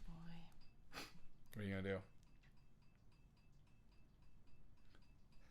Hello, darkness, my old friend. That's what I was playing earlier when y'all couldn't hear the music and everyone wondered what I was doing.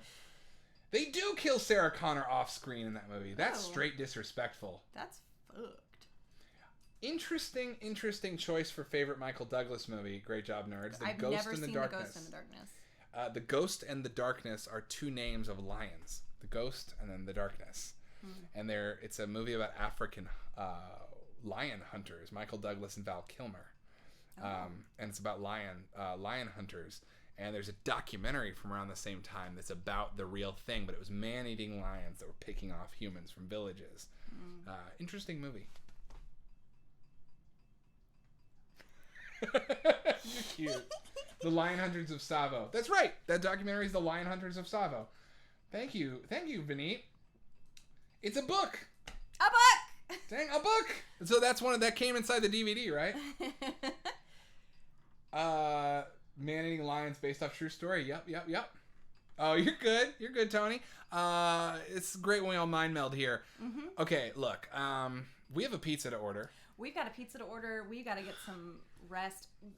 We both have just wild schedules. Just lately. Sleep schedules are bad. Sleep schedules are bad. We're both taking on some extra projects. I'm shooting something right now. A really interesting, cool, different project than I've ever filmed. It's done completely remotely, and I'll keep y'all tuned in to further details. Yeah, and I'm shooting something in January that I don't think I'm allowed to talk about, but I'm really excited about. Not my project, and that's why I'm excited, because I haven't acted in many things, and I'm going to get to. It's going to be fun. Yeah. So we're trying to stay busy, but our schedules are crazy. We will never not be here, though. Well, I can't make that promise. We will always prioritize the show. We will almost always, every time, except for maybe a few, be here.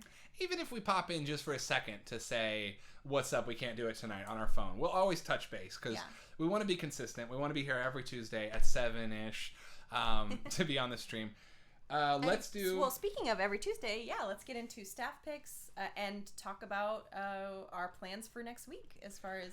Oh, Tony G. West said, did y'all watch Memphis Belle? We did watch Memphis Oh, Belle. you missed the Memphis Belle. I gotta say, before we jump into our movie picks and stuff, yes, Memphis Belle really felt like one of those genre movies that you just miss, and either it's hanging around your house and you watch it, or you miss it. And for me, I'd missed it. Mm-hmm. I made a joke early in the movie that it felt like the cast was everybody who wasn't invited into the Brat Pack. Like, it was like every hip young dude actor of the time. Yeah. Sean Astin, Harry Connick Jr., Singing. Billy also. Zane, singing. That's one of my mom's biggest crushes. Really? Oh, Harry Connick. Oh my God, my mom's obsessed. Well, dang, she's got some years on. She's a grave robber, cradle robber, grave robber.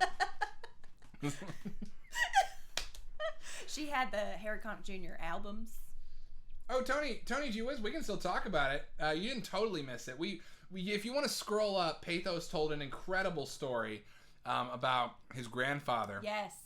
Essentially, his grandfather was in the same squadron. Pathos, forgive me correct me if I butcher this. Was in the same squadron as Jimmy Stewart. And in the movie Memphis Belle, there is a plane that gets sliced in half by another plane that only 2 guys make it out of in the parachutes, and that literally happened to Pathos' grandfather. And it happened about, what would you say, like 8 years before his dad was born, meaning that Pathos wouldn't be here in the chat if his grandfather hadn't been one of the 2 men who'd survived and jumped with a parachute from that bomber. Crazy stuff. Yeah. But we did. If Alon were here, he'd be playing the gun soundboard every time he said shooting. LOL. Yeah. On that. I was like, dude, I'm getting shot so much on this damn soundboard last game stream last Thursday. Oh. It was like a game we were doing. Alon kept shooting us. Oh, that's funny. Yeah. I was like, it was a lot of shooting. Well. Should we talk about our plans? Yes. Well, look, I'm just going to be real with y'all. 'Tis the season. It's to time. be jolly and joyful. It's time for me. I'm going full on holiday movies and holiday specials. All right. Before we hop off this stream, me too. We are going Christmas. So we have tried to not let the season dictate what we watched, but hey, for the next 10 days leading up to Christmas, we're going to try and watch as many specials and movies as possible. Now, follow us on Instagram at You Are In A Video Store. There you will find a list of Christmas specials that Wedge and Great Job Nerds put together, 1 per day. If you want to watch along with us, you can use the hashtag 25 Days of Xmas Eps. We're going to try and watch as many as possible. We'll also talk about them here. Now, my staff pick is not... You know what? I'm going to save Down With Love as my staff pick. Because I'm going to go Christmas. No, I'm going to keep it as my staff. Okay. I was like, well, if you go Christmas, then I feel like I should go Christmas. Oh, if we both have staff picks, never mind. I'm not going Christmas. Our movie club pick, though, we should make a Christmas pick. Yeah, I agree. And just in case that this hasn't been differentiated, the movie club pick is the one we all try to watch together and talk about. Staff picks are just things we watched recently that we want to recommend that maybe are slept on or lesser known. Mm-hmm. That being said, as we go out here, I would love if everyone could drop a Christmas thing, a movie, or a special they recommend. Because, look, we don't need... On our Instagram, we always post what the movie club pick is, and that's why I said follow it. Sorry, I'm getting all scattered. It's clearly getting time to end the stream for the night. Follow us because we'll post these picks so you can keep up. But I don't think that we need to make a whole list of Christmas movies. I think we all know what we want to watch. Mm-hmm. So if you have something you want to recommend or watch, drop it in the chat. I will say I know that we're going to watch Pee-wee's Christmas Special. Mm-hmm. I know that we're going to watch probably Die Hard, Gremlins, Love Actually. We have a whole list. Scrooged. Mm-hmm. Yeah. To Scream It from the Mountain again, Gremlins. And then we got two votes for Christmas Vacation. Wedge is on December 12th because of the delay. I'm sorry, Wedge. We're all going to be opening our presents 3 days before you. Jingle All the Way. Wedge has never seen Scrooge. Whoa, you gotta watch Scrooged. Why don't we make Scrooge our staff? I feel like our that's movie club pick? That's gotta be it. Home Alone, Avi. Avi Home Alone. 2 votes now for Jingle All the Way. Ooh, Jingle All the Way. I do think we should rewatch that. I watched for the first time 2 years ago when Lindsay lived here. Yeah. I think we watched it with her. It was my first time watching it. Yeah. It's Turbo time. Okay, y'all. My staff pick is Down with Love, a delightful riff on 60s sexual politics with 2 very attractive people fresh off of giant musicals, Moulin Rouge and Chicago.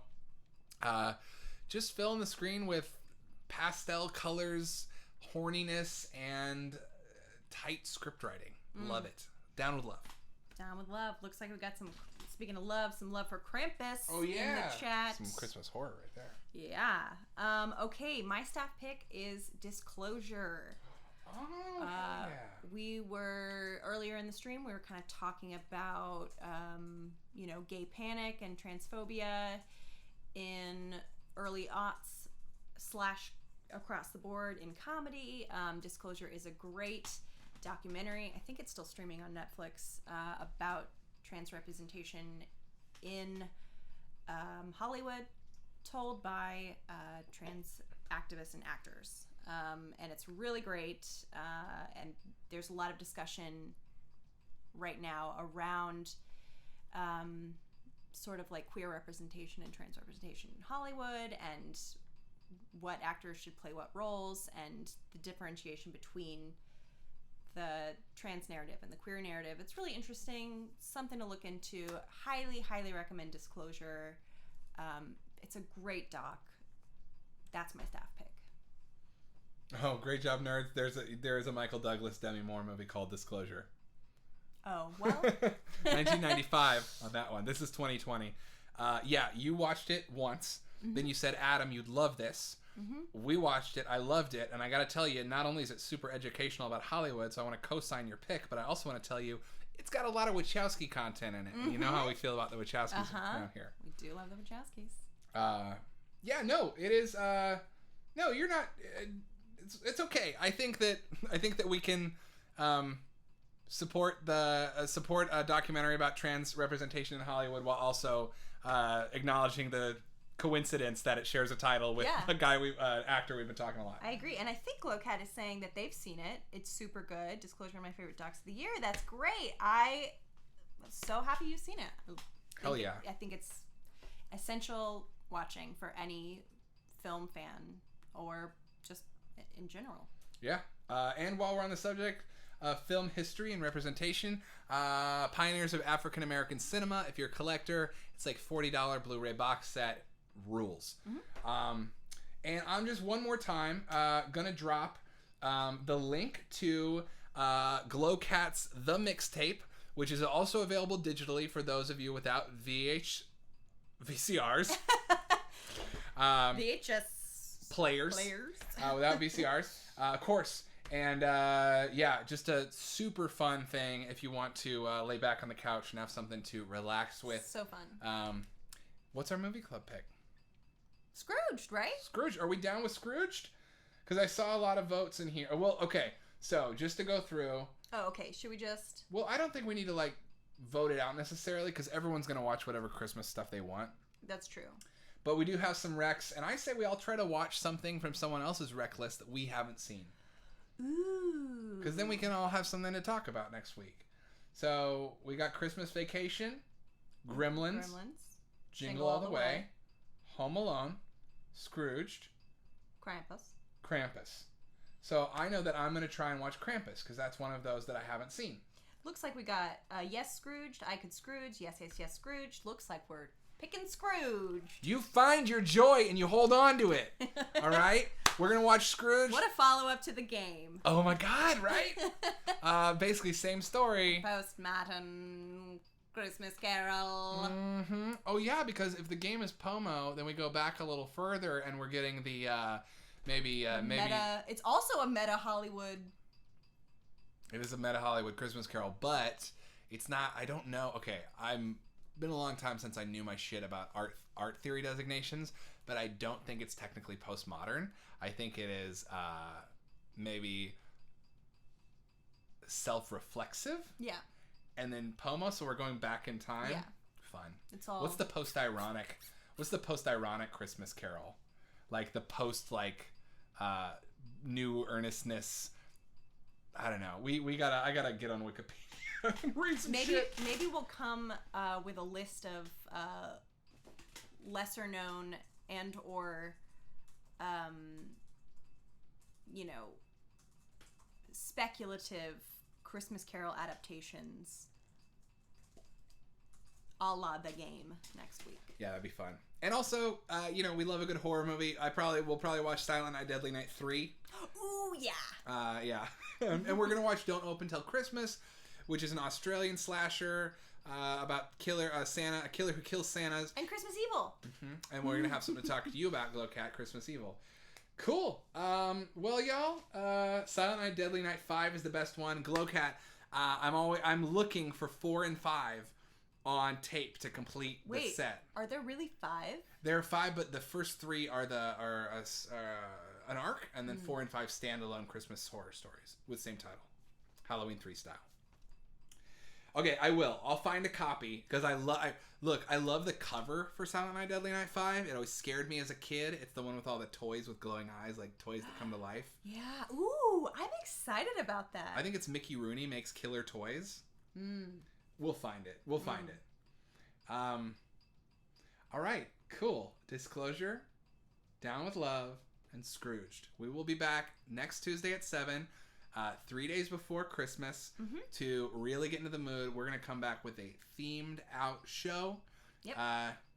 In the meantime, hey, thanks for being here. Oh, this was so fun. We love y'all. We love our regulars. We love this space that we share, the dialogue that we share. This is just always a great time. It's always Elon is here. I knew Elon was lurking. Yay, next Tuesday at 7 from UltraLoop. I didn't type that.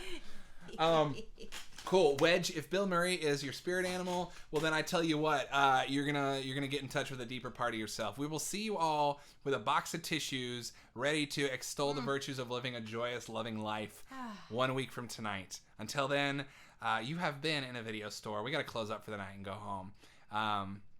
I've been one of your clerks, Protextor. And I am your co-host and other video store clerk, Stephanie Thoreson, aka at Flock of Schmeagles, aka DJ Stephanie Michelle. You can find archival episodes of this show at youtube.com/babylion. You can follow us at You Are in a Video Store. And please subscribe to UltraLoop because we have great stuff every night of the week. Tomorrow is going to be Aliens for Humans playing Among Us. And then Alon's coming back with some Cyberpunk 2077 later in the week. Until then, Black Lives Matter. Rewind your... Be kind, rewind is the expression. Rewind your tapes. Don't leave tapes out in the sun. Go easy on the Pepsi. Sorry, I didn't want to break. That would have been really good. Go easy on the Pepsi. And you're going to be visited by 3 ghosts when the clock strikes midnight. We love y'all.